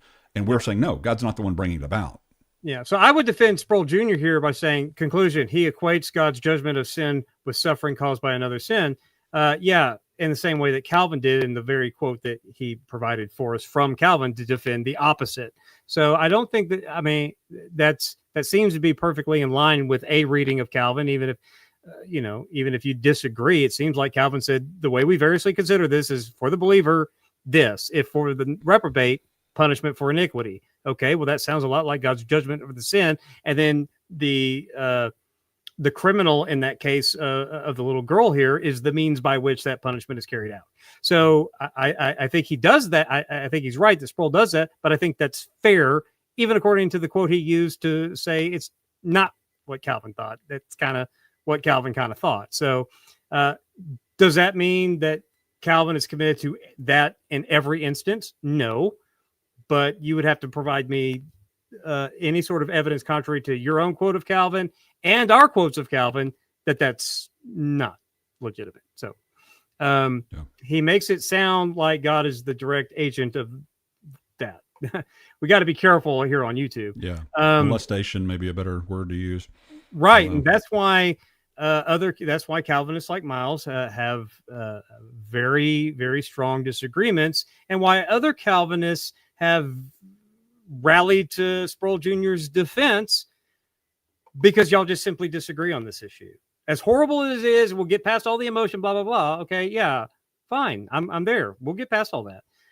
It's because some Calvinists are like, yeah, that's exactly the case. And other Calvinists are like, no, that's not the case. And so that's and I would think even Sproul would have an issue with this, because isn't the direct agent the man who actually did the crime? Isn't that the direct agent? Yeah, but he's saying that Sproul Jr. made it sound as if, and what the defenders would say is, no, Sproul Jr. understands the distinction between the proximate cause that he talks about, and the ultimate cause. Sproul Jr. wouldn't deny that. Right. That's what I was trying to say. I don't think Sproul is trying to say that God is the direct agent of molestation. No. And I don't know that Sproul Jr. actually even makes it sound that way. He's just, what he made it sound like is what he said. She earned that incident as a judgment from God. That's what he said. He didn't make it sound like all he's saying is God used an agent of judgment against the girl, and if she's a believer, the only mistake that he wanted to clarify later was I have no idea if she was a believer or not, so I don't know why. I don't know. I don't know what this incident will be used for, but it's certainly judgment either way for sin. It just could be, according to Calvin, either for her greater good and training or for punishment for her sin directly. And the issue really comes down to the evil intentions of this criminal. Were those evil intentions decreed by God, yes or no? On Calvinism, yes, because all things are decreed by God. His carrying out of those evil intentions, were they decreed by God or not? Yes, because on Calvinism, God decrees whatsoever comes to pass. And so that's what we're contending with. We're saying, no, God says he doesn't decree such things. It doesn't even enter his mind, according to the way Jeremiah puts it. These things are not from God, but from the world, the way John puts it. I don't know how Scripture could be any more clear to separate the holiness of our God from the evil intentions of creatures. And that's where the mistake is made from Sproul Jr. is the same mistake that I think Miles would be making if he's somehow insisting that the cause of the evil intentions is ultimately the decree of God. Yeah. 3, he collapses the careful distinctions of Reformed theology insists on. I think that's correct if you add the word some, or even early Reformed theology. But yeah, I agree that he did that. And I just think they're distinctions without a difference, ultimately, when you really that's our criticism, though. That's not Miles's criticism. And I think true. Miles probably, and at least the broader Reformed tradition, I would say that he's correct here that Sproul did that. I don't know that his 1 and 2 are valid, but I think 3 is valid. And worst of all, he speaks flippantly on a subject that the Westminster Confession explicitly tells us to speak with special prudence and care. Absolutely correct. So 2 out of 4, my friend. I grant in your conclusions, but 2 I think is pushing Sproul Jr.'s rhetoric further than he actually did. Just being honest, not like I'm here to defend what I think he meant. Not as I understand, I'm not here to defend his position, but I'm just saying as being good. I'm just saying defend it as his. His position would be he did not make it sound like God is the direct agent. He made it sound like the agent of that was judgment that the girl earned directly from God. So I think he makes a distinction between ultimate and proximate cause. I'll give that to Sproul. And if he equates God's judgment with sin with the suffering caused by another sin, I think that's permitted within Calvin's own quote that he made in his own video to say otherwise. So 3, 2 out of 4 ain't bad. But we'll let him keep. Braxton, did you want to add anything? No, I've been basically dealing with the chat. It's been wild today. And so I've been having a good time in there. I've been listening a little bit to you guys, but you were mostly right. So I didn't correct anything. So just carry on. Good to know. Well, I was just thinking, I mean, I know that we had talked earlier about your thoughts on on what Miles thinks is the worst thing that he did is that he spoke flippantly about this subject that needs to be handled with special prudence and care. I did make a sassy comment. You're asking me now to make my sassy comment that'll upset Calvinists on the air. So I'll do it, but I was going to keep it a private sassy comment. And the comment was that this whole thing about now, when you come to this issue, you got to be really, really cautious how you talk about this because, and it just gave me the vibe of, okay, this makes us look really bad sometimes. So let's make sure that we be as cautious in handling it as we possibly can to make it not look as bad as it often looks. Like is evidenced in the debate that I had, when I try to bring out that elephant in the room, Calvinists will run from that discussion. And this has to do with original sin too. It has to do with Rob the reprobate comments with James White that I was trying to bring up in the debate. People said that's off topic, but it's very much on topic when you're talking about God holding people accountable for something they have ultimately no control over. That's the whole Achilles heel of the entire Calvinistic worldview. And so that's what we're still trying to bring up with the doctrine of original sin, which we haven't really discussed in this broadcast, but we have a lot of broadcasts talking about that there's even mixed feelings among the Reformed tradition, that even Luther called Zwingli a Pelagian because he didn't hold to the same form of original guilt that Luther holds to, that he actually holds to more of the imputation of guilt. Just like you have the imputation of righteousness through faith, you have the imputation of guilt through you actually choosing to sin freely when you reach the age where you can do so. And there's some strong biblical evidence of the age of accountability, like out of Deuteronomy 139, when the little ones who had no knowledge of good and evil, it says, shall enter into the promised land. Why? Because they're not held accountable for what their parents did. Just like the passage out of Ezekiel 18, it says, the soul who sins shall die. The son shall not suffer for the iniquity of the father, nor the father suffer for the iniquity of the son. The righteous of the righteous will be upon himself, and the wickedness of the wickedness shall be upon himself. Ezekiel 18:20. The Bible is very clear about this. And so people who contend with the Augustinian, specifically Augustinian view of inherited guilt, there have been that even through Reformed tradition. Millard Erickson has more of the imputation of guilt versus imputation of righteousness concepts as well. So to say that there's one Reformed view of original sin and this is the Orthodox view, and anybody who questions it is this Pelagian heretic of whatever else sorts, that's become something that's been very popularized in our methodologies today. But it's definitely not a kind nor educational way to deal with what has been a dispute throughout Christian history. Idol Killer says, that's right, Brax, to your sassy comment, which is exactly why I wanted you to say it, so that you would receive praise from Idol Killer, who Calvinists hate, and I would be called the reasonable one on this stream. Oh, is that what? Listen, I've been going a little wild today.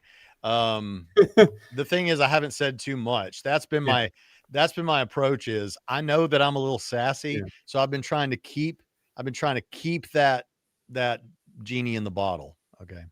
Braxton Prime. But to your point, Leighton, I think that the pushback from the Calvinists would say, well, the distinctions would be from the earlier Reformed thought tradition prior to Edwards that seems to get muddled later. So that's the only thing that I would, that's how I think they would say.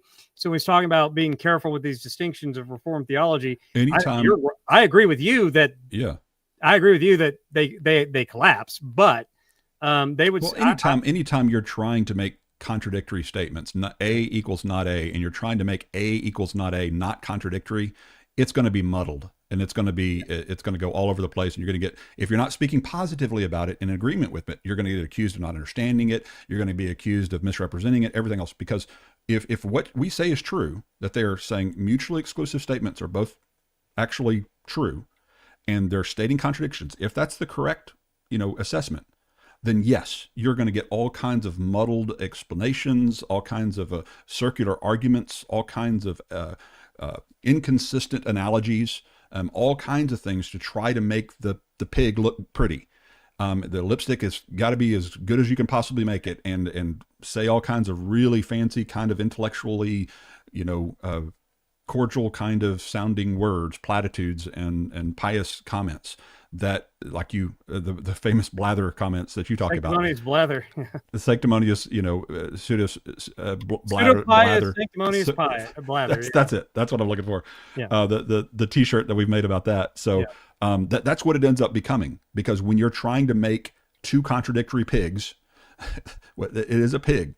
When you're trying to put lipstick on that pig, it's going to take volumes and volumes of work to try to make it fit. It's going to take all kinds of pious language. It's going to take all kinds of the emperor has no clothes kinds of rhetoric to, you got to keep people in line, man. If you were really pious, you would understand. You would see the emperor's clothes. If you were really as smart as we are, if you were really as pious as we are, you would see that really is these two contradictory things are just true. You just need to accept these are true. Yeah. And heaven forbid some of us stand up and go, the emperor has no clothes, folks. I know you say he does. One of my favorite doesn't. Yeah. And one of my favorite things about Miles is he doesn't resort to chest thumping, sanctimonious, pseudo-pious blather. He's just a straight shooter. And I like that.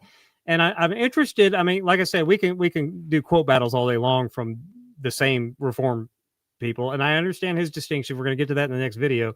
But there's a reason why the later Calvinists, and I think the later Calvinists have their own distinctions, by the way. The post-Edwards type John Pipers, they have their own careful distinctions too. Yeah. But I think that those are the kinds of things that Miles trying to stick as much to the broadly confessional language as possible and find whatever sources that kind of close to the more broadly confessional, less, more innocuous type language for Reformed thought on Providence. That's fair. And I'm interested in those responses. And I like that he's free of all that chest thumping, sanctimonious pseudopious blather. And, he doesn't lay it on thick like the Paul Washer. It's like, oh, come on, I believe the God. Knock it off. I'm impervious to it. And it doesn't impress Jesus either. So, but let's let him keep on going. And care on. So a more accurate framing would be this. 1, the rape itself is a wicked act, fully imputable to the perpetrator. Agreed. 2, God permitted it, not because he delights in evil, but for reasons he has not revealed on this side of heaven. Deuteronomy 29:29. Permitted what? Permitted the evil intentions of the rapist? Permitted the rape? Permitted all of the above? Or did he sovereignly and unchangeably decree whatsoever comes to pass, including the intentions of the rapist and the rape itself? Right. You got to be that clear, brother. Yeah, be that clear. I know you don't want to do, or not. I can't speak for Miles. I know that many Calvinists that are not the high Calvinists or whatever, or the normal Edwards type, I know a lot of them shy away from having to give firm. That's why earlier Dr. James White, compatibilism. Later Dr. James White, I'm a decretalist, whatever that means, is because once the metaphysics becomes a complete mess, or you just don't understand it and you don't want to sound like the higher Calvinists, I know that they, maybe not Miles, but others want to stray from the metaphysics. And if you want I think the best version of that, read Dogmatic Theology from Shedd. I think that he does, as far as lipsticking that pig, it's the absolute prettiest for when he discusses providence and human free will and all of that. He's probably I think the most astute way of expressing that kind of thing. I still think it fails, but I mean, soft Calvinists like Keith Sherlin, I don't know if you know Keith or not. Evangelical Memorabilia or whatever his name is Keith. He kind of takes that tact, and that's the best you can do without saying, LFW, Libertarian Free Will, is correct. It's the best you can do. So y'all go check out Dogmatic Theology. It's a great Reformed systematic theology, but it still just doesn't work. So I can agree with what he's saying here. And in the Libertarian Free Will Defense Theodicy, to answer the problem of evil, we say, God has in his mind morally sufficient reasons, even if they're not available to us, to permit certain evils. But that's the claim of the LFW defense on the problem of evil, right? We lack the omniscience to know that God definitely does, whether we ever become aware of it in this life or not, that God has morally sufficient reasons for why he allows certain evils because of the greater goods that we just don't have access to. All of that is fine so far. You don't even have to be a Calvinist. I don't like people using Deuteronomy 29:29 as this idea that there's like everything that we can't possibly know goes into that bucket, because what Moses is essentially saying is the things that God has revealed, this is for you to do. But I would think, if you understand Scripture, I think he's referring to, the mystery that now been revealed later. That's a theological statement. I know that's not necessarily, but I don't think that Moses's point is that the secret will of God and his, versus his permissive. That's not a verse. That's not what Moses is saying there. So, if you'll put Warren's last comment up, Idol Killer there, where he says, if God only permits evil intentions, then he could not know them per the Calvinist view of God's knowledge being grounded in his decree. And that's the point. He made it much more succinctly than I've been making. And that's exactly what it comes back down to, is what is the origin of pride and lust? According to 1 John 2:16, it's not of God, it's of the world. But the Calvinist says it's of the decree of God. Right. Or Calvinists have zero argument against libertarian free will, and neither do the open theists, by the way, Idol Killer, because the argument is God can't foreknow anything unless he foreordains. And that's where the Calvinists and the open theists are what William Lane Craig calls strange bedfellows. But I mean but he's absolutely right. If God only and by the way, y'all had a discussion with Warren on your program. Oh yeah, on these doctrines. So go back and listen to, if you want to hear Warren's side of things on his views, go back and listen to that discussion. Oh yeah, no, I'm not.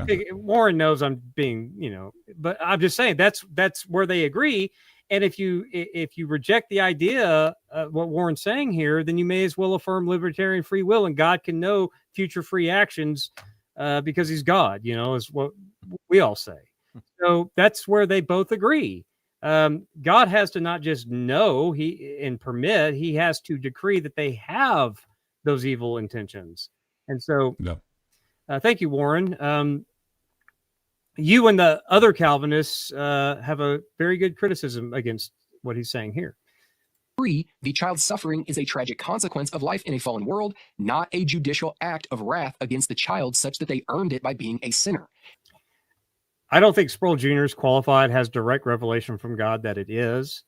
But again, I want to go back to saying, from the way that Calvin says we should variously consider them because of the two things that Sproul admitted he should have included, the believers and the reprobate.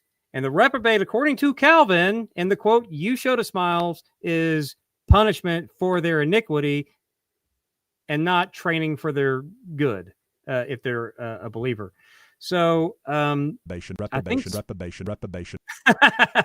Yeah. So I was going to correct him. I was going to say, no, it's actually reprobate, not reprobation. Yeah. But I would love to hear what he has to say about that, because I'm curious how he reads Calvin differently than the Calvin that you brought to the table, Dr. Flowers. Because it's Calvin versus Calvin if he's right. I don't think that he's right in his understanding of Calvin. I think Sproul's actually more in line with the quote he showed me. I explained why several times. So, but I could be wrong. I'd love to. Well, when somebody writes as much as John Calvin wrote, you're going to find contradictory statements. I mean, you'll find them in my writings too. After all, I was a Calvinist for 10 years. You're going to find a lot of things that I contradicted myself on. And so the question, it's same with Spurgeon. You find a lot of very contradictory things from early Spurgeon versus late Spurgeon. Yeah, some argue that he became less Calvinistic as he went.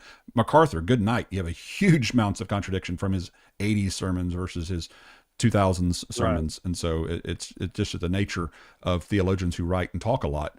But but the question is also historically, go ahead. It's not necessarily, it's a contradiction to his own words, but it's not a contradiction in his mind because he changes his view. Like, I mean, Calvin had several editions of the Institutes before its final form. You've changed, you probably earlier provisionism, you probably don't think the same way on certain things as you would say them later. You've probably, all of our thoughts develop. Same with Augustine, his thoughts develop. We all know that. But if you're going to argue, this Calvin versus this Calvin, and those Calvins seem consistent with what we're saying, with the Calvin we brought to the table and the Calvin you brought to the table, and the Calvin you brought to the table and what you're trying to say he says versus the Calvin Leighton, I think Leighton's more consistently reading Calvin, because I can read Calvin's quote from him in light of the quotes that Leighton brought. And I can read Calvin's quote that he brought favorable more to Sproul Jr. So probably just invite more discussion on that, because I think Leighton, you and R.C. Sproul Jr. are more consistent with Calvin than our friend Miles here. Well, and again, it goes back to the implications of the system, and that's why the higher Calvinists are being more consistent with the implications of their claims. Right. The lower Calvinists, or the more watered down Calvinists, whatever you call them, are being less consistent with the implications of their claims. In other words, they're trying to deny what seems to be the logical implication of their claims. And they may do so and just appeal to the mystery as to how it's true that those implications aren't entailed on their system, and they just say, well, we just don't know how it's true that God is not guilty for what he ultimately brings to pass, and man is ultimately held accountable for something he doesn't have any control over. But it's just it is, and it is what it is, and who are you to question God and then quote Romans 9 out of its context? And that's kind of the go-to way for apologetics for Calvinistic theology for the most part. Yeah. And 4, ultimate judgment belongs to the sinner who committed the crime. That's the careful precision of the Reformed Orthodox, Calvin, Turretin, Charnock, Westminster, etc. And it's entirely missing in Sproul Jr.'s thread. I think you want to believe that, bro. I think you want to believe that. But again, it kind of gives it away later in the video, because I think he's probably drawing a lot through of his readings through the lens of Muller's scholarship, which Calvinists themselves take issue with. So I know, and I will grant there's a lot of literature out there. A lot of Calvinists think a lot of things about a lot of issues, and they think differently. I think, to be fair to Miles, I think that Calvinists are broadly consistent in their assertions. They're just wildly varied and inconsistent in their explanations.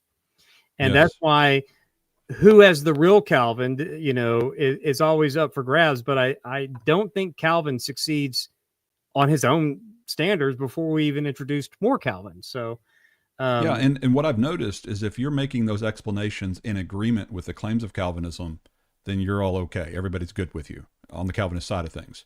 If you're making those explanations in disagreement to Calvinism, then you just don't understand Calvinism, and you're a horrible, bad person, or bad intentions, and all those kinds of things. And that's where the problem is that Calvinists have got to be intellectually honest enough to admit that their side has a huge problem trying to put lipstick on this pig. They have to just acknowledge, yes, this is our Achilles heel. This is the major issue that we're trying to reconcile. And yes, it is confusing. And yes, there are a plethora of different ways in which Calvinists have tried to put that lipstick. There's different colored lipstick for this pig. Yes, and we just admit that fact. And guess what? There are people who can disagree with a pig and disagree with the lipstick that's being put on it and just say, hey guys, there's no pig here to put any lipstick on. It doesn't exist because you've created it. Well, let's not with your philosophy and bad interpretations. Let's not exclude the category of Calvinists who are like, no lipstick at all. It's a pig. Get over it. I mean, you have Sonny and Teddy. You have R.C. Sproul Jr. Who are you to question the pig? Who are you to question our pig? Yeah. Who are you, old man, to question our pig? You've got Vincent Cheong. I don't know if he's still around. That's another T-shirt. I can still see a T-shirt now. Just a picture of a pig named Calvin. To answer back the pig. Yeah, I mean, some of them are just say, quit putting. They'll chastise other Calvinists. Quit putting lipstick on this pig. It's just a pig. Get over it. Those Calvinists are out there. They're defending Sproul right now. Well, and if determinism is true, as we always say, then God will decree for you to accept the pig or reject the pig. Right. That's another reason that the high Calvinists don't think you're really a Christian if you don't accept their pig, because a real Christian, God would have ordained to accept their pig, right? And then there's the other category of Calvinists, the perpetually online Calvinists with a large following who've been curiously silent about this. What do they think? Who knows? They won't tell us.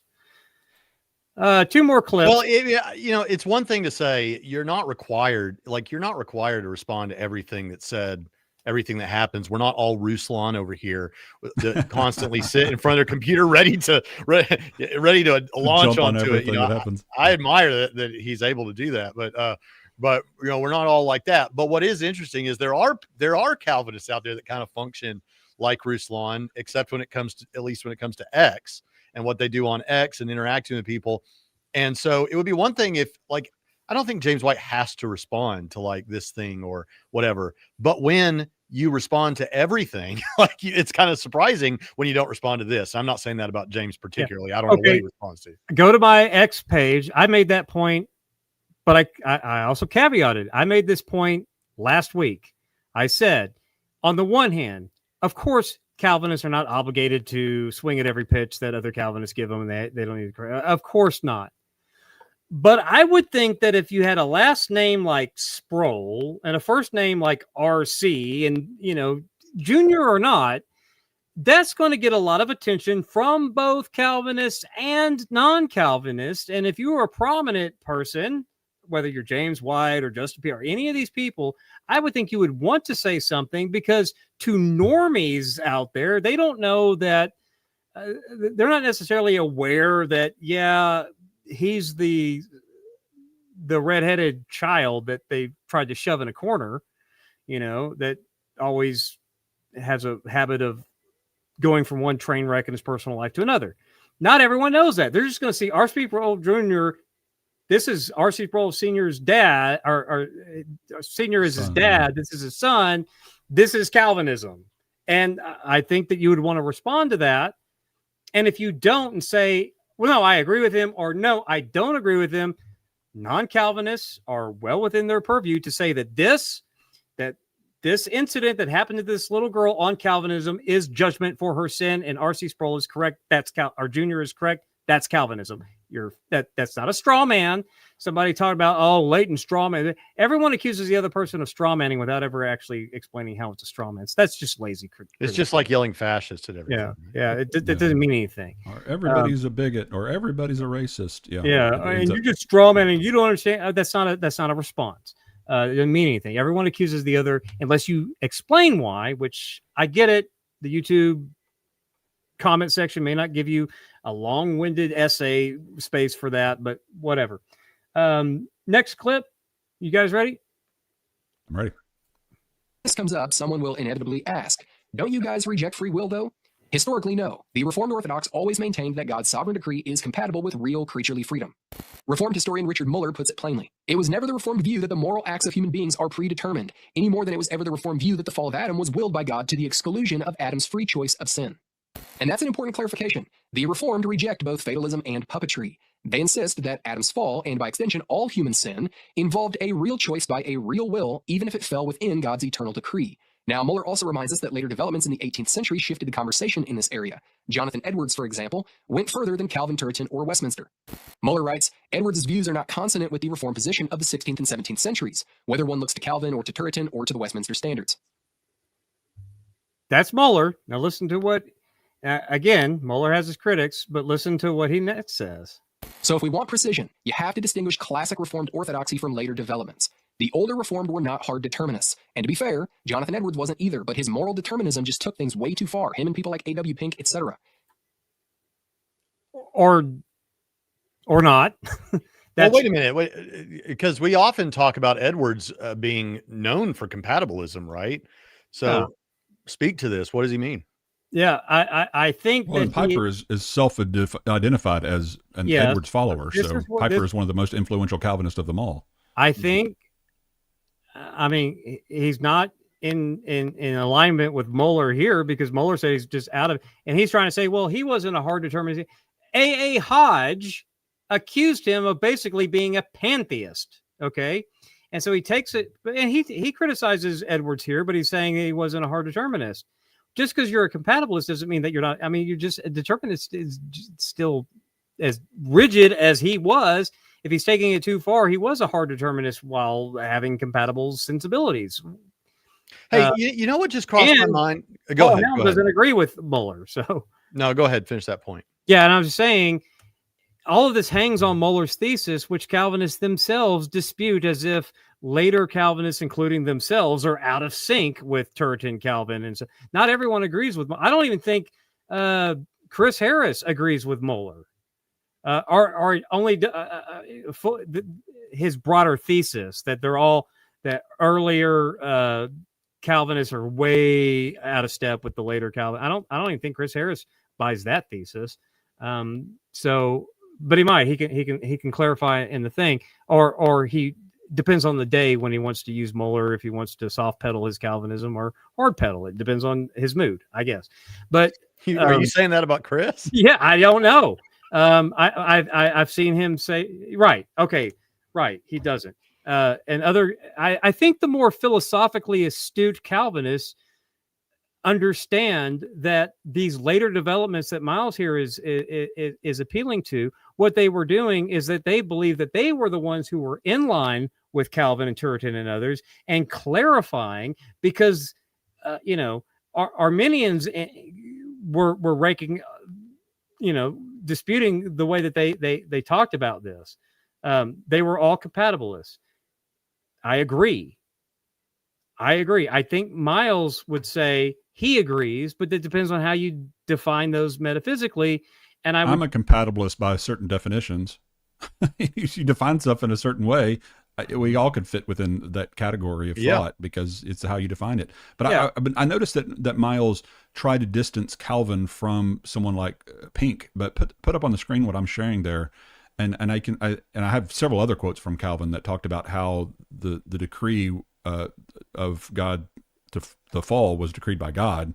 But this is one that Calvin wrote, quote, God did not only foresaw that the fall of the first man, and in him the ruin of his posterity, but also at his own pleasure arranged it. There's also another one that says he meditated it out, or he brought it to pass.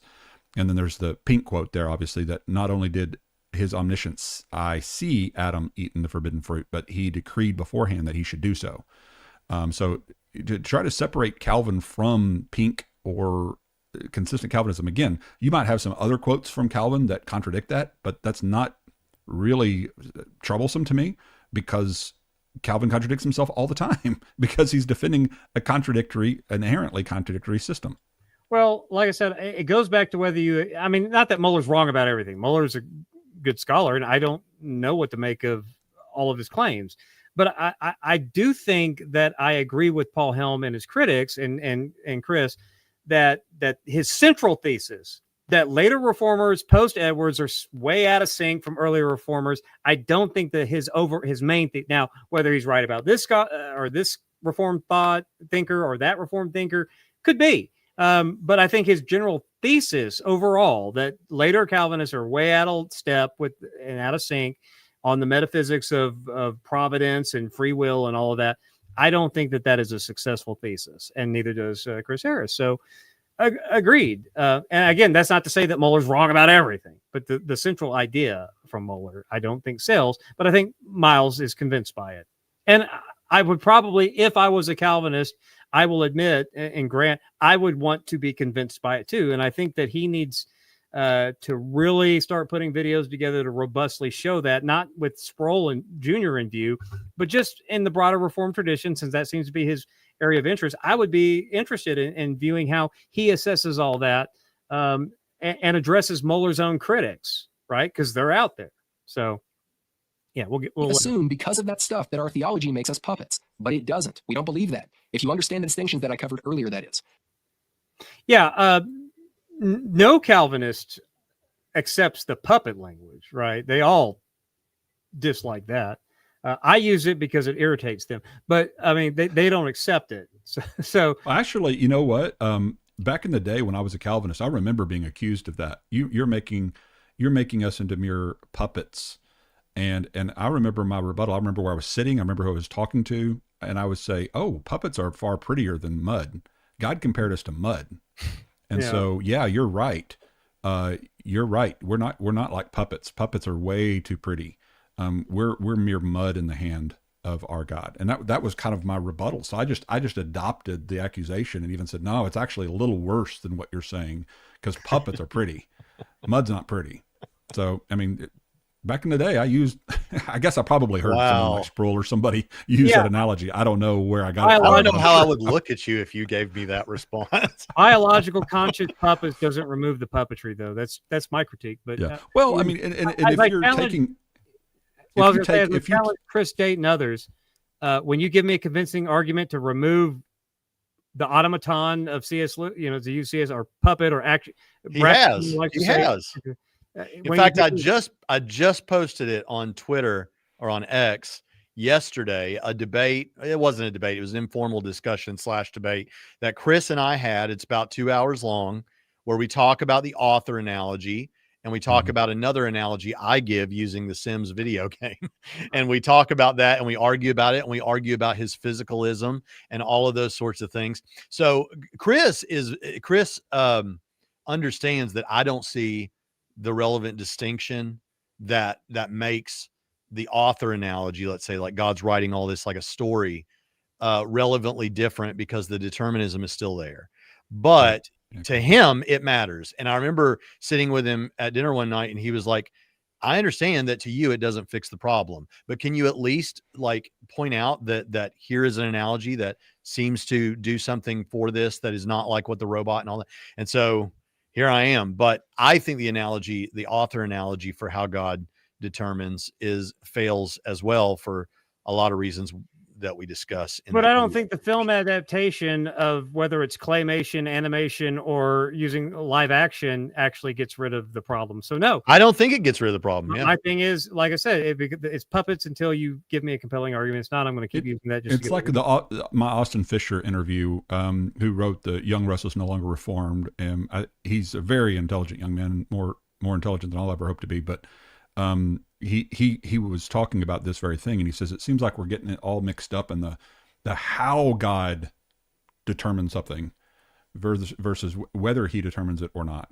And it really doesn't matter. We're talking about the intention and character of God here. It doesn't really, all the nuance of how he brings something to pass, whether it's through authoring it, whether it's through programming it like an AI program bot, whether it's like a marionette puppet, or whether it's like a clay pot. The biblical analogy, which, by the way, if you're interpreting that biblical analogy to mean that you're no more in control over your beliefs and behavior than a clay pot is over its shape, if that's the way you're interpreting that analogy biblically, then there's nothing wrong with the puppet analogy or the AI analogy or any of the other analogies, because you're basically conceding the fact that God is the one who determines your desires, actions, and choices. And what we're trying to say is, no, the clay pot analogy, when you look at Jeremiah 18, when you look at how Paul refers to it again in 2 Timothy, is not about individuals being predetermined to believe or behave in a certain way, but instead how God can take an already marred lump of clay, like Israel has become a marred lump of clay, and he can reshape and remold that lump of clay to be used for ignoble or noble purposes. And it has nothing to do with individuals being predestined to become believers or predestined not to be believers. And just as Paul says to Timothy, if you cleanse yourself, you will be used for the noble purpose, meaning the pot still has responsibility here. He has to cleanse himself, meaning repent, believe, trust in me, thus cleansing yourself to be used for the noble purpose. In other words, it's not being used in Scripture elsewhere to teach determinism or to conclude determinism. So therefore, it should never be used that way if we're going to be consistent hermeneutically throughout the pages of Scripture and the whole of Scripture's revelation. Yeah. Chris Harris says the key point of the author analogy is meant to convey the transcendence. Yes, so you're supposing a completed book, okay, and the author is distinct from the completed book. However, you can't get rid of the immanence where you have pen to paper or finger to keyboard that makes every single character do exactly what happens in the book. So it can convey the transcendence, but we're not going to just sit there and ignore the immanence that's required for God to work the evil into the hearts, like Piper says, which is taking the pen and writing that evil out so that it occurs in the book. Sorry, it just doesn't work for us. It may work for you. Now, you also want to say, and we really need to be able to think analogical terms rather than univocal terms when it comes to considering what it means for God to do whatever. That's as good as it goes, but it doesn't go as far as you'd like, because then if we can just say that words could just are so inadequate that they just don't communicate anything at all, and it just means something totally other than what the word actually means, it becomes useless. And as C.S. Lewis says, it's I know not what, and we're not doing that either. So I see you evoke univocality all the time, Chris, and it's good for as far as it goes, but it doesn't go as far as you like. And I'm not convinced that we could just pass it. These words are going to always be inadequate, and they don't really actually communicate any sort of full meaning in the sense like, love or wrath or whatever. No, we either are not wasting time talking about God or we are.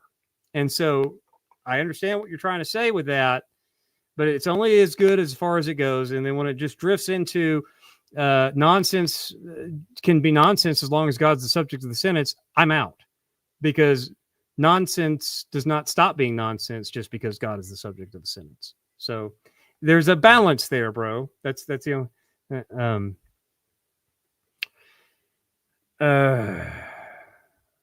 Anyway, one more clip, and then we'll give some closing thoughts. And I only threw in this clip because it's fun. It just really lets his personality shine.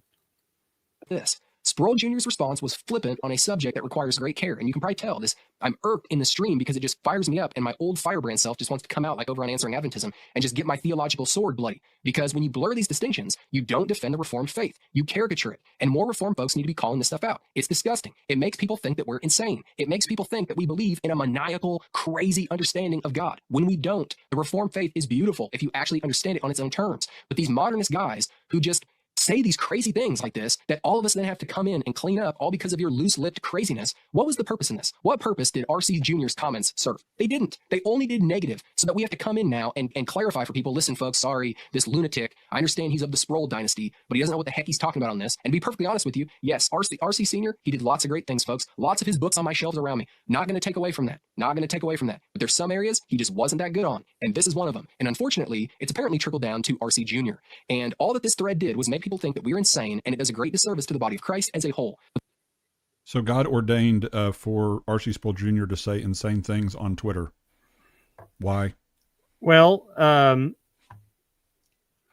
be fair, people like him could come and clean it up. That's right. I appreciate his heart on this, actually, Leighton. I really do, because... Well, no, I mean, I'm glad I'm standing with him on that claim. I agree with everything he just said there, but is it consistent with his theological views? Right. The Mueller thesis has to be successful. He's got to wring Calvin out of Sproul's only admitted failure, which he tried to push back on, but doesn't work with his own Calvin's quote, as I showed. And he's relying on so much assumption that for us non-Calvinists, why should we not agree with some of the higher forms of Calvinism, the post-Edwards tradition, the Pipers, right? Why should we not agree with them that their reading of the earlier reformers is false? Why should we agree with him and Mueller and not agree with Piper and I'd say Sproul? Well, no, I would not put Sproul Jr. as a higher Calvinist than because Piper likes to say that bridge collapses and lightning bolts striking Lutheran churches are all judgments from God, and he just knows. Yeah, but he does. But he wasn't the key distinction between Sproul and Sproul Jr. that Sproul Jr. thought that that God created evil. Even Adam didn't have libertarian freedom. Well, Sproul Jr. rejects that reading of his own work that got him into hot water years ago. But I'm saying I don't think that Sproul Jr. is any different than Piper. You know, and Piper says that when bridges collapse, Piper's pretty strong. It's just that because he's a pastor and he says a lot of the things in a pastoral way. I think people I think that's one of the big problems. I've said it before and I think someone in the comments said it earlier in the stream, something along these lines, that like you have these pastoral commentaries, like say in the 80s and 90s, and you like from, I don't know if, MacArthur, people like that, I'm not trying to speak ill of the dead, but from Calvinist pastors, and they would talk about these things in a couched way. And they should have, because they were talking to church people and they're trying to express what they believe in a way that church people can understand and all that. So people become Calvinists and pastors become Calvinists looking at that. And then it's not till 10 years later that they figure out the truth is that this requires the determinism and all the stuff that non-Calvinists had told them that it shakes out to. And they were like, no, come on. No, look, I know my main guy teaches this stuff. And so my point is, I think that because of the pastoral talk, where Calvinism is presented in not in the straightforward theological and philosophical clean way, it's couched and ambiguated through the different pastors and the commentaries because of the purposes they have. And then by the time some young theologian figures out, no, it actually does say all the stuff that I was warned it says, they're already in and they're already committed to it. And so now that's what they do. Well, they're Leighton Flowers and they start a ministry against it. I would say it depends on the Calvinist preacher, because like I said earlier, I've seen a lot of Calvinist preachers, R.C. Sproul, when he's preaching, I've seen them go further and more out of line with whatever their more reasoned classroom discussion would be when they get all amped up on and preaching, trying to embellish this for rhetorical effect. They get that's gold mine for Leighton Flowers to pull clips from, and Idol Killer too. When if they're sitting in a classroom, they're probably going to actually dial it back. So I've seen preachers go the opposite direction when they're on behind the pulpit. Well, people accuse me of being really sometimes too harsh towards some of these higher supralapsarian views, but R.C. Sproul, in his own quote unquote commentary of Romans that I went through in a broadcast, said much harsher things against supralapsarian and those who hold to that view than I've ever said. Talked about it being monstrous and a complete mischaracterization of who God is and his character, basically called them heretics. I mean, he really rakes over the coals, supralapsarians, and even uses that term. And so he basically, from the grave, you could read R.C. Sproul Sr.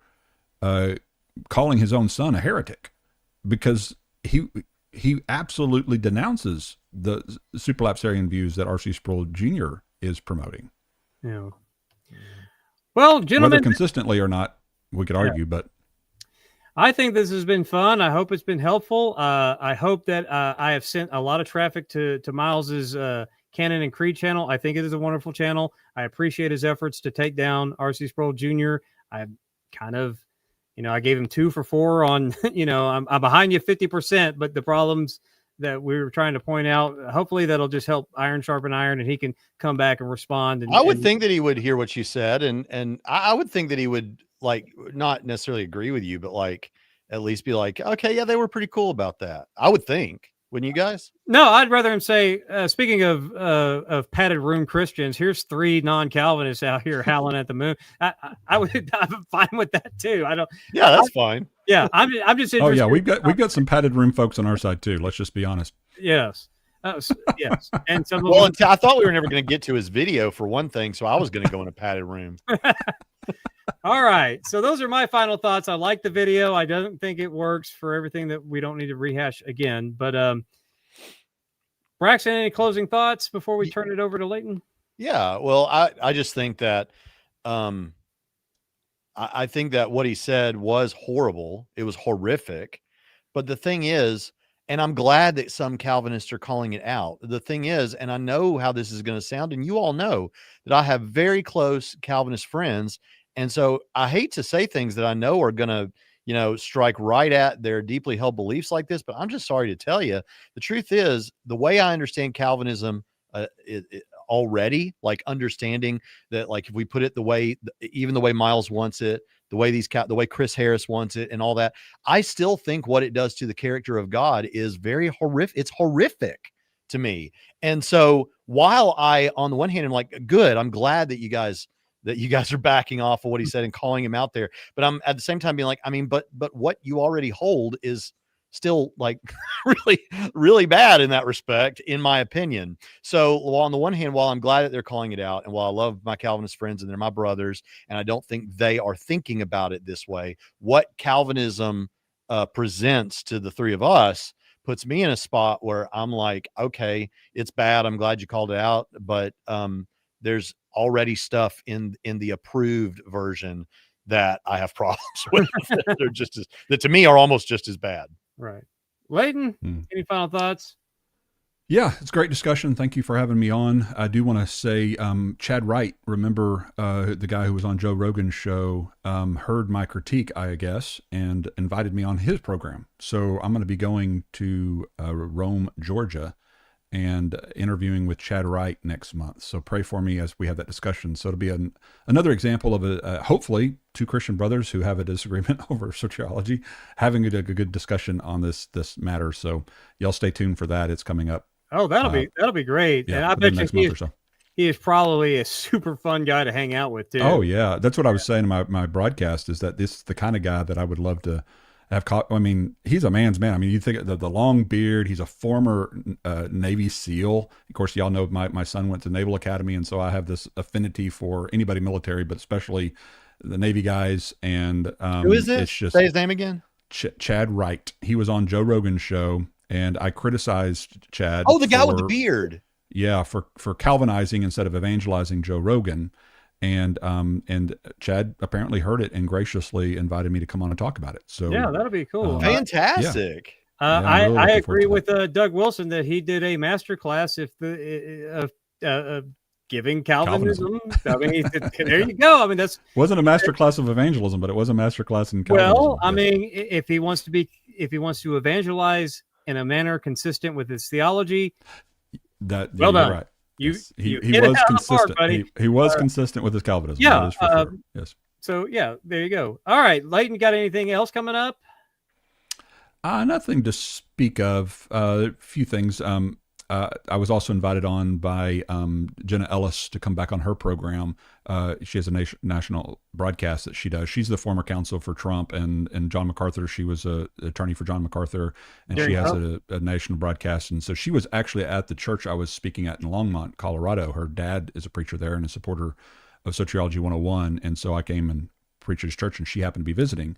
Her and her husband, and so I was able to share a meal with them and get to know her a lot better. And so we plan to do that, but I'm not sure. We haven't set a date on that, but stay tuned. Wow. All right. And that's great, Leighton. I'm glad to have you on the show. And Jonathan, thanks for putting this all together. I do think it's an important topic, and thank you everyone who showed up. This was a great group here today, Jonathan. Yeah, and that's because Leighton Flowers is on. You put him on the thumb, and our views go up. And hey, we'd love for you to subscribe.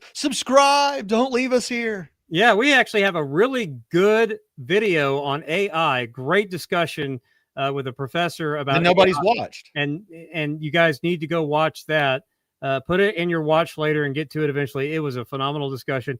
And if you want to support Trinity Radio, you can do that by going to patreon.com/Trinity Radio. Get all kinds of cool extras from both Braxton Hunter and myself, extra video content, book content, old raps tunes that I used to make. All kinds of stuff is there. Go check that out at patreon.com/Trinity Radio. And once again, none of this is possible without Trinity College of the Bible and Theological Seminary. And if you would like to ever consider getting a certificate or a degree program, go to trinitysem.edu. That's trinitysem.edu. And with that, we will see you next time on Trinity Radio.